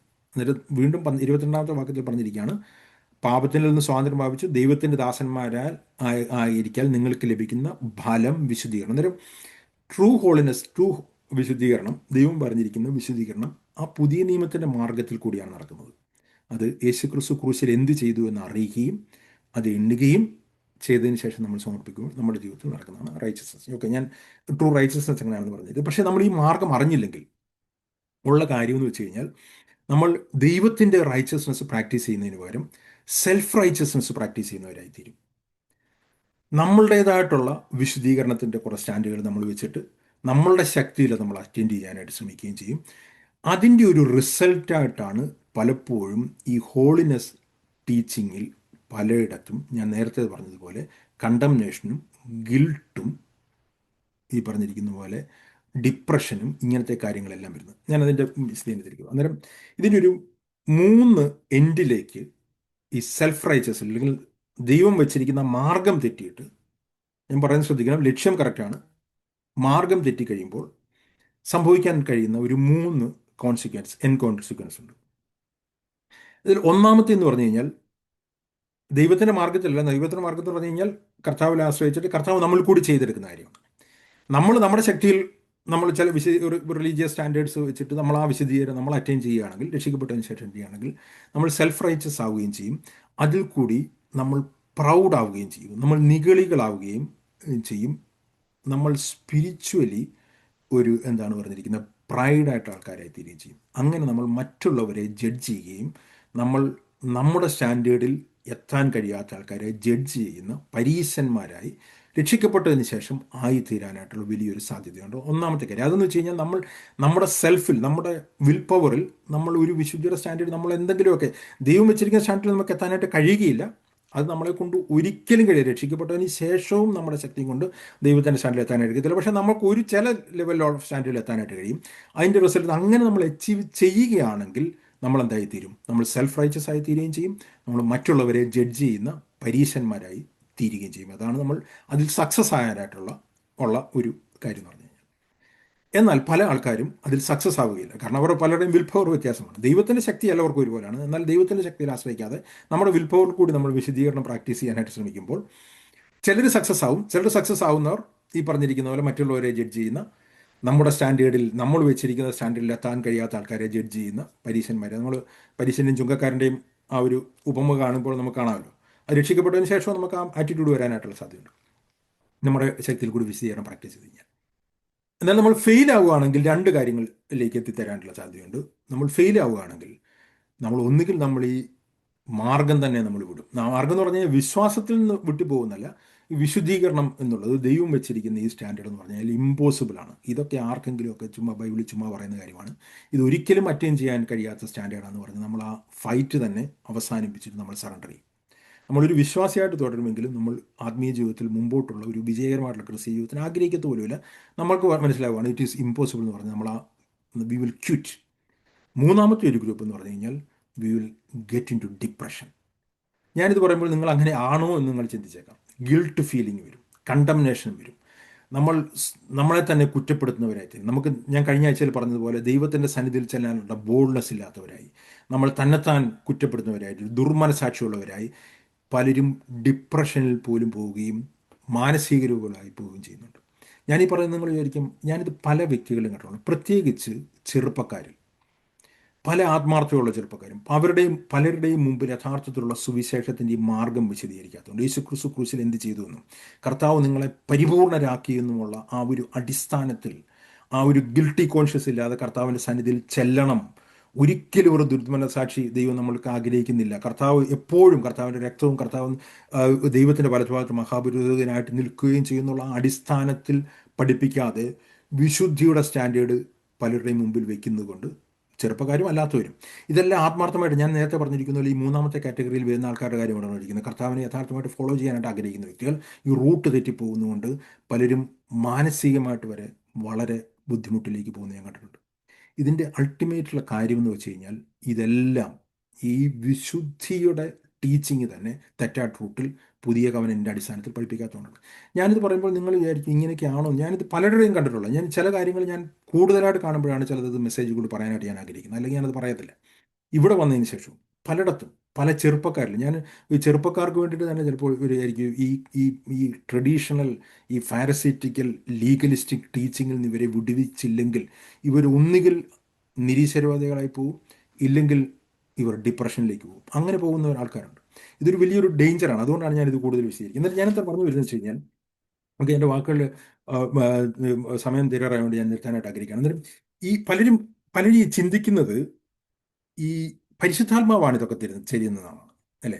ഈ guilty conscious, condemnation, feeling unworthy, ദൈവത്തിൻ്റെ സ്റ്റാൻഡേർഡിൽ എനിക്ക് എത്താനായിട്ട് കഴിഞ്ഞിട്ടില്ല, ദൈവം ആഗ്രഹിക്കുന്നിലേക്ക് എനിക്ക് എത്താനായിട്ട് കഴിഞ്ഞിട്ടില്ല എന്നുള്ള ഈ അൺവർത്തി ഫീലിംഗ്, ഇതെല്ലാം തരുന്നത് പലരും ചിന്തിക്കുന്നത് പരിശുദ്ധാത്മാവാണ് ചെയ്യുന്നതെന്നാണ്. എന്നാൽ പരിശുദ്ധാത്മാവല്ല ഇത് ചെയ്യുന്നത്. ഇത് ചെയ്യുന്നത് ഒന്നുകിൽ പിശാചിൻ്റെ പേരാണ് കുറ്റപ്പെടുത്തുന്നവൻ, ഇല്ലെങ്കിൽ അക്യൂസ് ചെയ്യുന്നത് ഒന്നുകിൽ പിശാചായിരിക്കാം, ഇല്ലെങ്കിൽ നിങ്ങളുടെ മനസാക്ഷി തന്നെ ആയിരിക്കും. അതാണ് ഞാൻ കഴിഞ്ഞ ആഴ്ചയിൽ പറഞ്ഞത്. യേശു ക്രിസ്തു ക്രൂശിൽ എന്ത് ചെയ്തു എന്നുള്ളത് യഥാർത്ഥമായിട്ട് മനസ്സിലാക്കിയില്ലെങ്കിൽ ഈ മനസാക്ഷി വീണ്ടും നമ്മളെ കുറ്റപ്പെടുത്താനുള്ള സാധ്യതയുണ്ട്. അതുകൊണ്ടാണ് ഞാൻ ഈ ഡീറ്റെയിൽ ആയിട്ട് ഈ കാര്യങ്ങൾ പറഞ്ഞിരിക്കുന്നത്. ഒരു കാര്യം കൂടി പറഞ്ഞിട്ട് സമയം പോയതുകൊണ്ട് ഞാൻ വീണ്ടും ഈ ഒരു എക്സ്പ്ലനേഷൻ തന്നെ കുറേ സമയം കൂടിപ്പോയി. പരിശുദ്ധാത്മാവ് വിശ്വാസികളുടെ ജീവിതത്തിൽ ചെയ്യുന്നതും പരിശുദ്ധാത്മാവ് അവിശ്വാസികളുടെ ജീവിതത്തിൽ ചെയ്യുന്നു എന്ന് പറയുന്നതിൽ അതിൽ വലിയൊരു ടെക്നിക്കലി സ്ക്രിപ്ചറലി കറക്റ്റ് അല്ല. കാരണം പരിശുദ്ധാത്മാവ് അവിശ്വാസികൾ വസിക്കുന്നില്ല. എന്നാൽ അവിശ്വാസികളുമായിട്ടുള്ള ബന്ധത്തിൽ അവരെ ബോധ്യപ്പെടുത്തുന്നത്, അല്ലെങ്കിൽ സുവിശേഷ പ്രസംഗങ്ങൾ കൂടി ദൈവം അവിശ്വാസികളുടെ കാര്യങ്ങൾ ചെയ്യുന്നതും വിശ്വാസികളുടെ കാര്യങ്ങൾ ചെയ്യുന്നതും പരിശുദ്ധാത്മാവിന്റെ പ്രവർത്തനത്തിൽ തന്നെ എൻറ്റയർലി രണ്ട് ഡിഫറെന്റ് രീതിയിലാണ് ഇത് പ്രവർത്തിക്കുന്നത്. അത് ഞാനൊന്ന് പെട്ടെന്ന് എല്ലാ വാക്യങ്ങളും എടുക്കാനായിട്ട് സമയമില്ലെങ്കിലും പെട്ടെന്ന് വായിക്കാനായിട്ട് ആഗ്രഹിക്കുകയാണ്. യോഹന്നാന്റെ സുവിശേഷം, ഇത് പലപ്പോഴും പലരും റോങ് ആയിട്ട് എടുക്കുന്ന ഒരു വാക്യം ഏതാണ്ടാണ് ഞാനിത് എടുക്കുന്നത്. യോഹന്നാന്റെ സുവിശേഷം 16:8, ജോൺ ചാപ്റ്റർ 16. അത് യോഹന്നാൻ പരിശുദ്ധാത്മാവ് വരുമ്പോൾ എന്ത് ചെയ്യുന്നതാണ് പറഞ്ഞിരിക്കുന്നത്. യോഹൻ 16:7 പറഞ്ഞതാണ്, ഞാൻ നിങ്ങളോട് സത്യം പറയുന്നു, ഞാൻ പോകുന്നത് നിങ്ങൾക്ക് പ്രയോജനം, ഞാൻ പോകാതിരുന്നാൽ കാര്യസ്ഥൻ നിങ്ങളുടെ അടുക്കൽ വരികയില്ല, ഞാൻ പോയാൽ അവനെ നിങ്ങളുടെ അടുക്കലേക്ക്. എന്നിട്ട് പരിശുദ്ധാത്മാവ് വന്നിട്ട്, പരിശുദ്ധാത്മ യഥാർത്ഥത്തിൽ സുവിശേഷം പ്രസംഗിക്കുന്നതിൽ കൂടി സംഭവിക്കുന്ന ഒരു കാര്യമാണ് അടുത്ത ഭാഗത്ത് പറഞ്ഞിരിക്കുന്നത്. അവൻ വന്നിട്ട് പാപത്തെക്കുറിച്ചും നീതിയെക്കുറിച്ചും ന്യായവിധിയെക്കുറിച്ചും ലോകത്തിന് ബോധ്യം വരുത്തും. ഇംഗ്ലീഷിൽ ഇങ്ങനെയാണ് ഇരിക്കുന്നത്, when he comes he will convict the world concerning sin, righteousness and judgment. ഈ മൂന്ന് വാക്യങ്ങൾ നിങ്ങൾ ശ്രദ്ധിക്കണം. ഇത് മൂന്നും ലീഗൽ ടേംസ് ആണ്, നിയമപരമായിട്ടുള്ള വാക്യങ്ങളാണ്, അല്ലേ? ഒരു കോർട്ടിൽ ഉപയോഗിക്കുന്ന വാക്കാണ് എന്താണ് കൺവിക്ട് എന്ന് പറഞ്ഞിരിക്കുന്നത്. ഈ കൺവിക്ട് എന്നുള്ള വാക്കിന് പല അർത്ഥത്തിൽ ഉപയോഗിക്കാമെങ്കിലും ഇവിടെ ഉദ്ദേശിച്ചിരിക്കുന്നതും അതിൻ്റെ ഒറിജിനലായിട്ടുള്ള അർത്ഥത്തിലും ഒരു വ്യക്തി, ദിസ് പേഴ്സൺ ഈസ് കൺവിക്റ്റഡ് എന്ന് പറഞ്ഞു കഴിഞ്ഞാൽ എന്താണ്? അവൻ കുറ്റക്കാരൻ എന്ന് അവന് ബോധ്യപ്പെടുത്തിയിരിക്കുന്നതാണ്. ആ കൺവിക്റ്റ് ചെയ്യുക എന്നുള്ളത്. രണ്ടാമത്തേത് റൈച്ചസ്നെസ്. റൈച്ചസ്നെസ് എന്ന് പറയുമ്പോൾ ദൈവത്തിൻ്റെ റൈച്ചസ്നെസ് എന്താണെന്നുള്ളതൊരു ഒരു ബോധ്യം കൊടുക്കുകയാണ്. ഈ റൈച്ചസ്നെസ് പാപികളെ സംബന്ധിച്ചിടത്തോളം അവർക്ക് ഫിയർഫുൾ ആയിട്ടൊരു കാര്യമാണ് ദൈവത്തിൻ്റെ റൈച്ചസ്നെസ്. വിശ്വസിക്കുന്നതിനെ സംബന്ധിച്ചിടത്തോളം അവർക്ക് ലഭിക്കുന്ന ഗിഫ്റ്റുമാണ്. ഞാൻ അതിൻ്റെ വിശദീകരണത്തിലേക്ക് പോകുന്നില്ല, നമുക്കറിയാം. അന്നേരം റൈച്ചസ് എന്ന് പറഞ്ഞാൽ ദൈവത്തിൻ്റെ നീതിയുടെ ആ സ്റ്റാൻഡേർഡ് കാണിക്കുകയാണ്. അതും ഒരു ലീഗൽ ടേമാണ് അവിശ്വാസിയെ സംബന്ധിച്ചിടത്തോളം. മൂന്നാമത്തേത് ജഡ്ജ്മെൻറ്റ്, ഇതും ലീഗലാണ്. ഈ ലീഗൽ ടേംസിൽ ദൈവത്തിൻ്റെ പരിശുദ്ധാത്മാവ് ആർക്കാണ് കൺവിക്ഷൻ കൊടുക്കുന്നത്, ആരെയാണ് ആ കാര്യങ്ങൾ ബോധ്യപ്പെടുന്നത്, ജഡ്ജ്മെൻ്റ് ഉണ്ടെന്നുള്ളതും ദൈവത്തിൻ്റെ ഒരു റൈച്ചസ്നെസ് ആയിട്ടുള്ളൊരു നീതിയുടെ വിധി ഉണ്ടാകും എന്നുള്ളതും, നിങ്ങൾ പാപികളാണ്, നിങ്ങൾ കൺവിക്റ്റഡ് ആണെന്നുള്ള ബോധ്യം കൊടുക്കുന്നത് അവിശ്വാസികൾക്കാണ്. പരിശുദ്ധാത്മാവ് വിശ്വാസികളിൽ ഈ കാര്യം ചെയ്യുന്നു എന്ന് ബൈബിൾ പഠിപ്പിക്കുന്നില്ല. ഞാൻ ഈ പറയുന്നതെല്ലാം ഞാൻ പറയട്ടെ, ഞാൻ ആദ്യമായിട്ട് ഇതൊക്കെ കേൾക്കുന്ന ആൾക്കാർക്ക് ഈ സഹോദരൻ എന്താണ് പറയുന്നത് നിങ്ങൾ ചിന്തിച്ചേക്കാം. നിങ്ങൾക്ക് പോയി ബൈബിളിൽ പോയിട്ട് പരിശോധിക്കാം. നിങ്ങൾ കേട്ടിട്ടുള്ള റിലീജിയസ് മെസ്സേജുകൾ കൊണ്ട് ചിലപ്പോൾ ഇത് മനസ്സിലാക്കാനുള്ള സാധ്യത. ഇവിടെ പറഞ്ഞിരിക്കുന്നത് ലോകത്തിന് ചെയ്യുന്ന കാര്യമാണ്. എന്നാൽ ഇമ്മീഡിയറ്റ്ലി അടുത്ത വാക്യത്തിൽ തന്നെ പരിശുദ്ധാത്മാവ് ദൈവമക്കളിൽ എന്ത് ചെയ്യും എന്നുള്ളതും പറയുന്നുണ്ട്. 13-ാമത്തെ വാക്യം അവിടെ പറയാണ്, സത്യത്തിൻ്റെ ആത്മാവ് വരുമ്പോഴോ അവൻ നിങ്ങളെ സകല സത്യത്തിലും വഴി നടത്തും.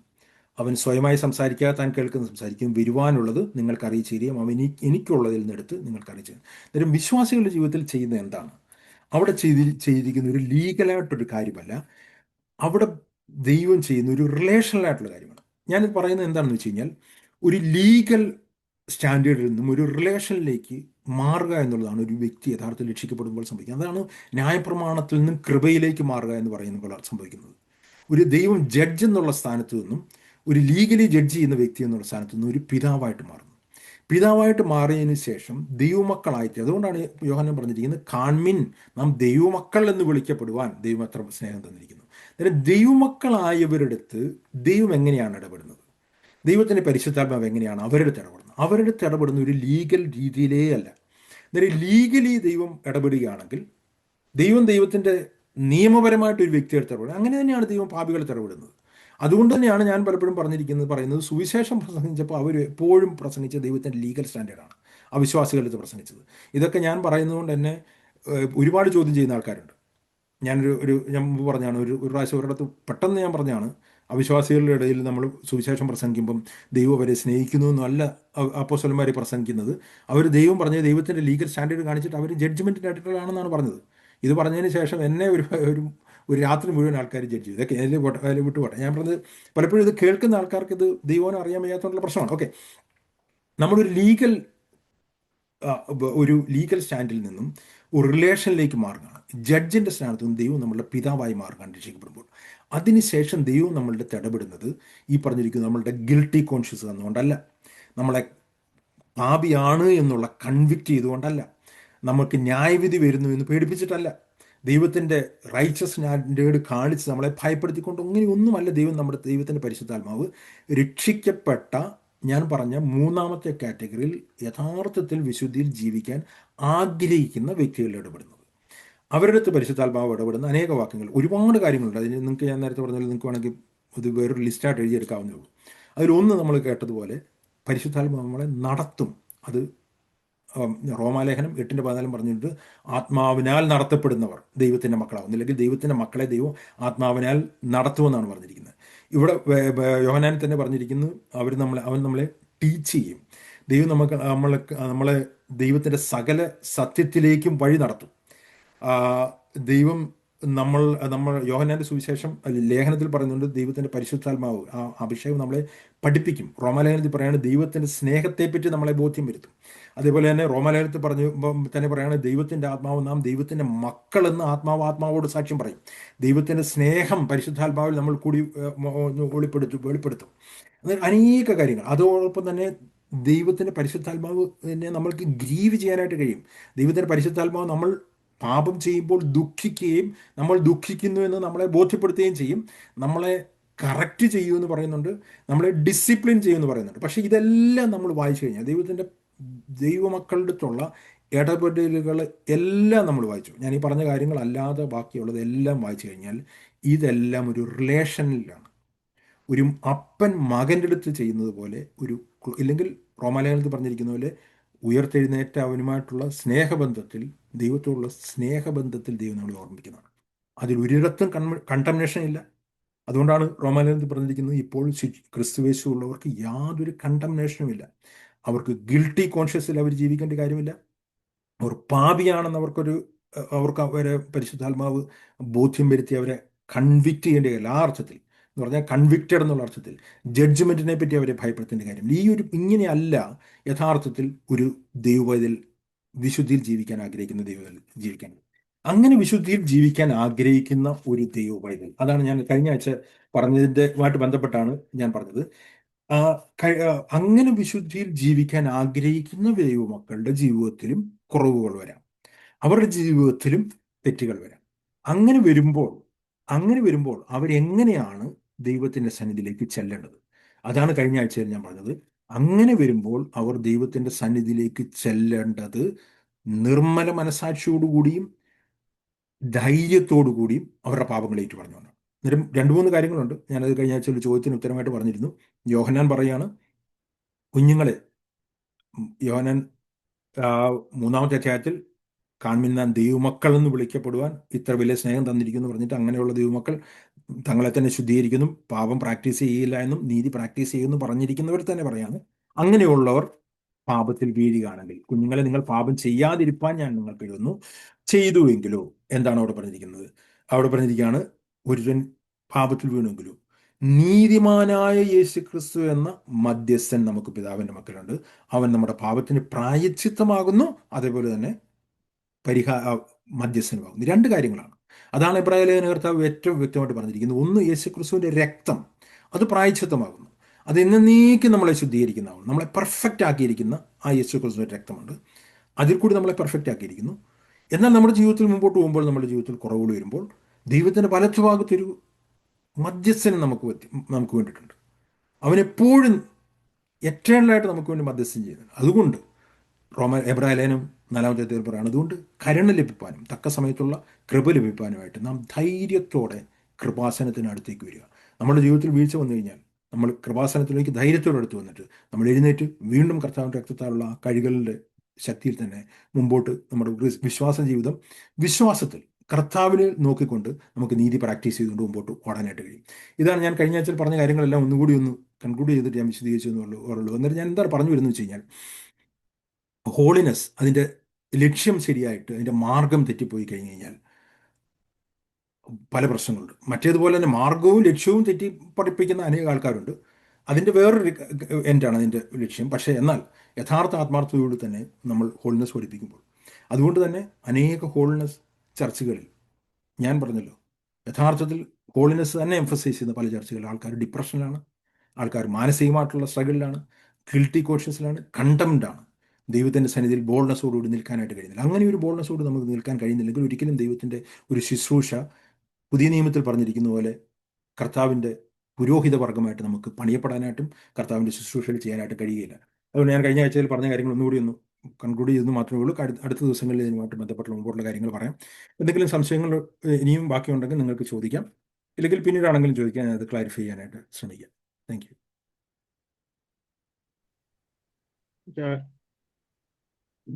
കഴിഞ്ഞ ആഴ്ച ചോദിച്ചതുമായിട്ട് ബന്ധപ്പെട്ടെ കഴിഞ്ഞ ആഴ്ചത്തെ ക്ലാസ്സിൽ Yeah. എബ്രായ ലേഖനം 9-ാം അധ്യായത്തിനകത്ത് വിഷയം പറഞ്ഞത് 11-ാമത്തെ വാക്യം, ക്രിസ്തു വരുവാനുള്ള നന്മകളുടെ മഹാപുരതൻ എന്ന് പറഞ്ഞു. എന്ന് വെച്ചാൽ വരുവാനുള്ള നന്മ എന്ന് പറഞ്ഞാൽ വെച്ചാൽ അന്ന് ക്ലാരിറ്റി ഇത് ചെയ്തത് നമ്മുടെ മനസാക്ഷി കാര്യമല്ലേ, നിർമ്മല മനസാക്ഷി തന്നെന്നുള്ളത്.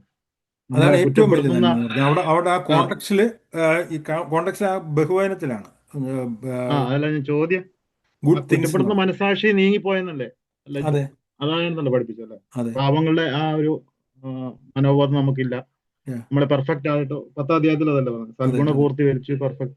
അപ്പൊ അങ്ങനെയെങ്കിൽ ഇതുപോലെ ഇന്ന് ഈ 1 യോഹന്നാൻ 3-ാം അധ്യായമായിട്ട് അതുമായിട്ട് ബന്ധമുണ്ട്. 3-ന്റെ 20-ഉം 21 അതുമായിട്ട് ബന്ധമുണ്ടോ നമ്മളെ അതായത് ഹൃദയം നമ്മെ കുറ്റം വിധിക്കുന്നുവെങ്കിൽ നമ്മളെ മനസ്സാക്ഷി ക്ലിയർ ആയവരുടെ പിന്നെ അങ്ങനെ ഈ നിർമ്മല മനസാക്ഷി കർത്താവ് ക്രൂശിൽ ചെയ്തു എങ്കിലും നമ്മുടെ മനസാക്ഷി നമ്മളെ കുറ്റപ്പെടുത്താനായിട്ടുള്ള സാധ്യതയുണ്ട്. അന്നേരം അതുകൊണ്ട് തന്നെ ഈ എബ്രായ ലേഖനം അതിൻ്റെ 10-ാമത്തെ അധ്യായത്തിലേക്ക് വരുമ്പോൾ, 9-ാമത്തെ അധ്യായത്തിൽ കർത്താവ് അങ്ങനെ ചെയ്തു എന്ന് പറഞ്ഞതിന് ശേഷം 10-ാമത്തെ അധ്യായത്തിൽ വരുമ്പം അവിടെ പറഞ്ഞിരിക്കുന്നത് നാം ദുർമനസാക്ഷി നീങ്ങുമാറ് പരമാർത്ഥ ഹൃദയത്തോട് അടുത്തില്ല എന്ന്. അന്നേരം അവിടെ നമ്മുടെ കാര്യമാണ് പറഞ്ഞിരിക്കുന്നത്. Let us draw near with a sincere heart and in full assurance, having our hearts sprinkled clean from an evil conscience. എന്നിട്ട് പറയാണ് നമ്മൾ ധൈര്യത്തോടു കൂടി അടുത്ത് വരാൻ. അന്നേരം നമ്മൾ ചെയ്യേണ്ട ഒരു കാര്യമുണ്ട്. യേശു ക്രിസ്തുവിൻ്റെ ക്രൂശിൽ കൂടി കർത്താവ് നമ്മളെ ശുദ്ധീകരിച്ചു എന്നുള്ളത് നമ്മൾ മനസ്സിലാക്കുകയും നമ്മൾ വിശ്വാസത്താൽ ഏറ്റെടുക്കുകയും റോമാലേഖനത്തിൽ പറഞ്ഞിരിക്കുകയും നമ്മളെ തന്നെ റെക്കൺ ചെയ്യേണ്ട കാര്യമുണ്ട്. അന്നേരം മനസാക്ഷി വീണ്ടും നമ്മളെ കുറ്റം വിധിക്കാനായിട്ട് സാധ്യതയുണ്ട്. പിശാച് നമ്മളെ ആ മനസാക്ഷിയിൽ കൂടി വീണ്ടും കുറ്റപ്പെടുത്താനായിട്ടുള്ള സാധ്യതയുണ്ട്. അതുകൊണ്ടാണ് ഇവിടെ പറഞ്ഞിരിക്കുന്നത്, ഈ ഹൃദയം നമ്മളെ കുറ്റം വിധിക്കുന്നുവെങ്കിൽ ദൈവം നമ്മുടെ ഹൃദയത്തെക്കാൾ വലിയവനും എല്ലാം അറിയുന്നവനും നമ്മുടെ ഹൃദയത്തെ അവൻ്റെ സന്നിധിയിൽ ഉറപ്പിക്കാമെന്നാണ് പറഞ്ഞിരിക്കുന്നത്. അത് നമ്മുടെ കാര്യം പറഞ്ഞിരിക്കുന്നത്. അന്നേരം നമ്മൾ ഉറപ്പിക്കണം ദൈവത്തിൻ്റെ സന്നിധിയിൽ ഹൃദയം നമ്മളെ കുറ്റം വിധിക്കുമ്പോൾ. ഈ ഹൃദയം കുറ്റം വിധിക്കുന്നത് എപ്പോഴാണ്? ശരിക്കും ഹൃദയം കുറ്റം വിധിക്കുന്നത് നമ്മുടെ ജീവിതത്തിൽ കുറവുകൾ വരുമ്പോൾ തന്നെയാണ്, അല്ലേ? അന്നേരം നമ്മുടെ ജീവിതത്തിൽ കുറവ് വരുമ്പോൾ ഹൃദയം നമ്മളെ കുറ്റം വിധിക്കും. മനസാക്ഷി നമ്മളെ കുറ്റപ്പെടുത്താനായിട്ടുള്ള സാധ്യതയുണ്ട്. അത് ദൈവത്തിൻ്റെ പരിശുദ്ധാത്മാവല്ല ചെയ്യുന്നതെന്നാണ് ഞാൻ പറഞ്ഞത്, നമ്മുടെ മനസാക്ഷിയാണ് ചെയ്യുന്നത്. ആ മനസാക്ഷി നമ്മളെ കുറ്റം വിധിക്കുമ്പോൾ ആ കുറ്റപ്പെടുത്തുന്ന മനസാക്ഷിയുമായിട്ട് അതിൽ നമ്മൾ തലകുനിച്ച് ഇരിക്കുന്നതിന് പകരം നമ്മൾ യേശു ക്രിസ്തുവിൻ്റെ അടുക്കിലേക്ക് ചെല്ലുകയും കർത്താവിൻ്റെ രക്തത്താൽ നമ്മൾ വീണ്ടും ധൈര്യത്തോടു കൂടി ശുദ്ധീകരണം പ്രാപിക്കുകയും കർത്താവിൻ്റെ കൃപാസനത്തിനോട് അടുത്ത് ചെല്ലുകയും ചെയ്യണമെന്ന് പറഞ്ഞിരിക്കുന്നത്. അന്നേരം നമ്മൾ ചെയ്യേണ്ട ഒരു കാര്യമാണ്. നമ്മുടെ ഹൃദയം നമ്മളെ ആ പൊസിഷനിലുള്ള ആ ഒരു വിശദീകരണം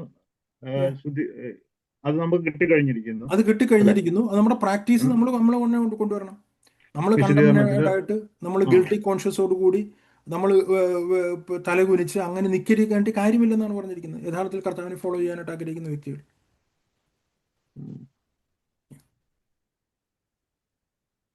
ഓക്കെ, മുന്നോട്ട് വിശദീകരണത്തിൽ നടക്കുമ്പോൾ വീഴ്ചകൾ വരുമ്പോൾ നമ്മുടെ അത് നമ്മുടെ പരിശുദ്ധാത്മാവാണ്. ഇപ്പൊ അത് ലോകത്തിനാണ് വരുന്നതെന്നാണല്ലോ പറഞ്ഞത്. പക്ഷെ നമ്മുടെ മനസാക്ഷിയിൽ തന്നെ വരുന്നതാണ്. അത് പരിശുദ്ധാത്മാവല്ലേ വരുന്നത്. അതൊന്ന് ഡിഫറൻസ് ഞാനത് അതാ പറഞ്ഞത്. പരിശുദ്ധാത്മാവ് നമുക്ക് ബോധ്യം വരുന്നൊരു ബോധ്യമുണ്ട്, പരിശുദ്ധാത്മാവ് ലോകത്തിന് ബോധ്യം വരുന്ന കാര്യമുണ്ട്. രണ്ടും അത് നമ്മളുടെ ടേമുകൾ വ്യത്യാസമാണെന്നതുകൊണ്ടാണ് പറഞ്ഞിരിക്കുന്നത്. ഒന്നൊരു ലീഗൽ രീതിയിലാണ്, മറ്റേതൊരു റിലേഷൻ രീതിയിലാണ്. ഓക്കെ, നേരം ഒരു റിലേഷനിൽ, ആ ബന്ധത്തിൽ, നമ്മളുടെ അടുത്ത് സ്നേഹത്തിൽ നമ്മളെ സ്നേഹിക്കുന്ന നമ്മുടെ ഒരു അപ്പനോ അമ്മയോ ഭാര്യയോ മക്കളോ നമ്മളുമായിട്ട് റിലേഷനിൽ നമ്മൾ അവരെ വേദനിപ്പിക്കുകയോ അവർ നമ്മളെ വേദനിപ്പിക്കുകയോ ചെയ്തു കഴിഞ്ഞാൽ നമ്മൾ അവരുടെ അടുത്ത് അവരെ കുറ്റവാളിയാക്കുകയല്ല ചെയ്യുന്നത്, അവരെ കുറ്റപ്പെടുത്തുകയല്ല ചെയ്യുന്നത്. അതിനു പകരം നമ്മൾ വേദനിച്ചു എന്ന് അവർക്ക് ബോധ്യം വരുത്തും. അവർ നമ്മുടെ മക്കളാണെങ്കിൽ എബ്രായ ലേഖനത്തിൽ പറഞ്ഞിരിക്കുന്ന പോലെ അപ്പൻ ശിക്ഷിക്കാത്ത അല്ലെങ്കിൽ ഡിസിപ്ലിൻ ചെയ്യാത്ത, എന്നിട്ട് നമ്മൾ ഡിസിപ്ലിൻ, ഇതെല്ലാം ഒരു റിലേഷൻ്റെ ഭാഗത്താണ്. അവിടെ എങ്ങും ഒരു കുറ്റപ്പെടുത്തുന്ന മനസാക്ഷിയില്ല, അവിടെ എങ്ങും ഒരു ഗിൽട്ടി കോൺഷ്യസോ കണ്ടംനേഷനോ അങ്ങനത്തെ കാര്യങ്ങളില്ല. ഈ രണ്ട് കാര്യങ്ങളുടെ വ്യത്യാസമാണെന്ന് ഞാൻ പറഞ്ഞത്. എന്ന രീതിയിൽ നമ്മളുള്ള വ്യത്യാസം നമ്മൾ മനസ്സിലാക്കണം. യോഹന്നാന്റെ സുവിശേഷം 16-ാമത്തെ അധ്യായത്തിൽ പാപത്തെ പറ്റി കൺവിക്റ്റ് ചെയ്യുമെന്ന് പറഞ്ഞിരിക്കുന്ന ആ കോണ്ടക്സ്റ്റിൽ ആ കൺവിക്റ്റ് എന്ന് പറഞ്ഞിരിക്കുന്നത് ഒരു ലീഗൽ കൺവിക്ഷനാണ്. അതേസമയം പരിശുദ്ധാത്മാവ് ഈ കൺവിക്റ്റ് ചെയ്യുന്നുള്ള പദമൊന്നും ബൈബിളിൽ പുതിയ നിയമത്തിലില്ല. എങ്കിൽ പോലും പരിശുദ്ധാത്മാവ് നമ്മൾക്ക് നമ്മുടെ കുറവുകളെ പറ്റിയും നമ്മുടെ പാപങ്ങളെ പറ്റിയും ബോധ്യം വരുത്തും. അത് നമ്മളെ ഒരു കുറ്റവാളി എന്നുള്ള അർത്ഥത്തിലല്ല. നമ്മൾ ദൈവത്തിൻ്റെ അടുത്ത് കുറ്റം ചെയ്തിരിക്കുന്നു, ഒരു അപ്പൻ മകൻ്റെ അടുത്ത് തെറ്റ് ചെയ്തിരിക്കുന്നു എന്നതിരിക്കുന്ന രീതിയിൽ നമ്മളുടെ കുറവുകളെ പറ്റി ബോധ്യം വരുത്തും. അതാണ് യോഹന്നാന്റെ സുവിശേഷം 1-ാമത്തെ അധ്യായത്തിൽ പറഞ്ഞിരിക്കുന്നത്. നമുക്ക് ദൈവത്തോട് കൂട്ടായ്മ ഉണ്ടായിരിക്കുമ്പോൾ നമ്മളുടെ പാപം ഇല്ല എന്ന് പറയുകയാണെങ്കിൽ നമ്മളെ തന്നെ വഞ്ചിക്കുകയാണ്. ദൈവം നമ്മളുടെ പാപങ്ങളെ പറ്റി നമുക്ക് ബോധ്യം വരുത്തുമ്പോൾ നമ്മൾ ധൈര്യത്തോടെ കർത്താവിൻ്റെ അടുക്കലേക്ക് ചെല്ലുകയും നമ്മളത് കഴുകൽ പ്രാപിക്കുകയും ധൈര്യത്തോടുകൂടി കർത്താവിൻ്റെ അടുക്കലേക്ക് ചെന്ന് നമ്മൾ വിശുദ്ധിയിൽ തന്നെ മുമ്പോട്ട് പോവുകയും ചെയ്യണമെന്നാണ് പറഞ്ഞിരിക്കുന്നത്. എന്നിട്ട് രണ്ടും തമ്മിൽ വ്യത്യാസമുണ്ട്. ഒരേ പദം നമുക്ക് വേണമെങ്കിൽ രണ്ട് രീതിയിൽ ഉപയോഗിക്കാം. പരിശുദ്ധാത്മാവ് പാപത്തെപ്പറ്റി ഒരു വിശ്വാസിക്ക് ബോധം വരുത്തുമെന്ന് ചോദിച്ചു കഴിഞ്ഞാൽ ആ ബോധം വരുത്തും, ഇല്ല എന്ന് നമുക്ക് പറയാനായിട്ട് കഴിയത്തില്ല. അങ്ങനെ കൃത്യമായിട്ട് വാക്യമില്ലെങ്കിൽ നമുക്ക് ആ വാക്യങ്ങളെല്ലാം എടുത്തു കഴിഞ്ഞാൽ നമുക്ക് മനസ്സിലാവും ആ വാക്കുകൾ അങ്ങനെ ഉപയോഗിക്കുന്നതിന് കുഴപ്പമില്ല അല്ലെ? അങ്ങനെ ഉപയോഗിക്കുന്നതിൽ അങ്ങനെ കൃത്യമായിട്ട് അങ്ങനെ ഉപയോഗിക്കാൻ പാടില്ല എന്നൊന്നും അല്ല ഞാൻ പറഞ്ഞത്. പക്ഷെ അറ്റ്ലീസ്റ്റ് നമുക്ക് അതിന്റെ വ്യത്യാസം മനസ്സിലായിരിക്കണം. കൺവിക്ട് എന്നുള്ള കുറ്റപ്പെടുത്തുന്ന രീതിയിലല്ല, കുറ്റപ്പെടുത്തുന്ന കുറ്റവാളി എന്ന രീതിയിലല്ല. എക്സാക്ട്ലി. കൺവിക്ട് എന്നുള്ള വാക്ക് വേണമെങ്കിൽ നമുക്ക് രണ്ട് രീതിയിൽ ഉപയോഗിക്കാം. പക്ഷെ അവിശ്വാസികൾ ലോകത്തിനെ കുറ്റവാളികൾ എന്ന രീതിയിൽ തന്നെയാണ് ദൈവം കാണുന്നത്. അതെ, ലോകത്തെ കുറ്റവാളി എന്നുള്ള രീതിയിലും പാപി എന്നുള്ള രീതിയിലും ജഡ്ജ്മെന്റ് ഉണ്ടെന്നുള്ള രീതിയിലും കണ്ടംനേഷൻ തന്നെയാണ് അവരുടെ. ഇത് നമ്മളൊരു റിലേഷനിലോട്ട് വന്ന് ആ ഒരു രീതിയിലാണ് ദൈവം നമുക്ക് കൺവിക്ട് ചെയ്ത് തരുന്നത്. നമുക്ക് ധൈര്യത്തോടെ പിതാവിന്റെ അടുത്തോട്ട് ചെല്ലാം. നമ്മളെ സംബന്ധിച്ചിടത്തോളം കൺവിക്ട് എന്നുള്ള വാക്ക് നമ്മൾ ഉപയോഗിക്കുകയാണെങ്കിൽ അത് പാപികളെ കൺവിക്ട് ചെയ്യുന്ന രീതിയിലല്ല. അങ്ങനെ തന്നെയാണ് ഞാൻ പറഞ്ഞത്. ഞാൻ ഈ ക്ലാസ് ഒന്നുകൂടി വിശദീകരിച്ചതാണ്. കാരണം ഈ കാര്യങ്ങൾ ഇങ്ങനെയല്ല ശരിക്കും വിശുദ്ധി പഠിപ്പിക്കുന്നിടത്ത് ഹോളിനെസ് ടീച്ചിങ്ങിൽ കേൾക്കുന്നത്. ഞാൻ പറഞ്ഞല്ലോ, ഇതിൽ ഒരു ഡിഫറൻസ് നമുക്ക് മനസ്സിലാക്കാനാണ് ബുദ്ധിമുട്ട്. ഹോളിനെസ് പഠിപ്പിക്കുമ്പോൾ അതിൻ്റെ മാർഗം ബൈബിൾ പഠിപ്പിക്കുന്ന വിശ്വാസ മാർഗമാണോ സെൽഫിൻ്റെ മാർഗമാണോ എന്നുള്ളത് പ്രാധാന്യമാണ്. അതിലാണ് ഈ പറഞ്ഞിരിക്കുന്ന ഡിഫറൻസ് വരുന്നത്. അതിൻ്റെ എൻഡ് റിസൾട്ടും ഈ രീതിയിൽ വരാനായിട്ടുള്ള സാധ്യതയുണ്ട്. അത് ദൈവത്തിൻ്റെ വചനം, ദൈവത്തിൻ്റെ അല്ലെങ്കിൽ ദൈവത്തിൻ്റെ ലക്ഷ്യം, ദൈവത്തിൻ്റെ മാർഗത്തിൽ തന്നെ ഫുൾഫിൽ ചെയ്യാനായിട്ടാണ് ദൈവം നമ്മളെ കുറിച്ച്. ഓക്കെ, സംശയങ്ങളൊന്നും ഇല്ലെങ്കിൽ നമുക്ക് പ്രാർത്ഥിച്ച് ക്ലോസ് ചെയ്യാം. അതുപോലെ തന്നെ മിഡിൽ ഈസ്റ്റിലുള്ള പ്രോബ്ലങ്ങളെ ഓർത്തും എല്ലാവരും പ്രാർത്ഥിക്കുക. കർത്താവിൻ്റെ ഒരു പരിപൂർണമായിട്ടുള്ള നിയന്ത്രണത്തിൽ എല്ലാ കാര്യങ്ങളും നടക്കാൻ വേണ്ടിയിട്ടും ദൈവത്തിൻ്റെ ഇഷ്ടം അതിൽ കൂടി അൾട്ടിമേറ്റ് ആയിട്ട് ഫുൾഫിൽ ചെയ്യാനായിട്ടും പ്രാർത്ഥിക്കും. ഓക്കെ, ബ്രദർ പ്രാർത്ഥിച്ച് ക്ലോസ് ചെയ്യാം.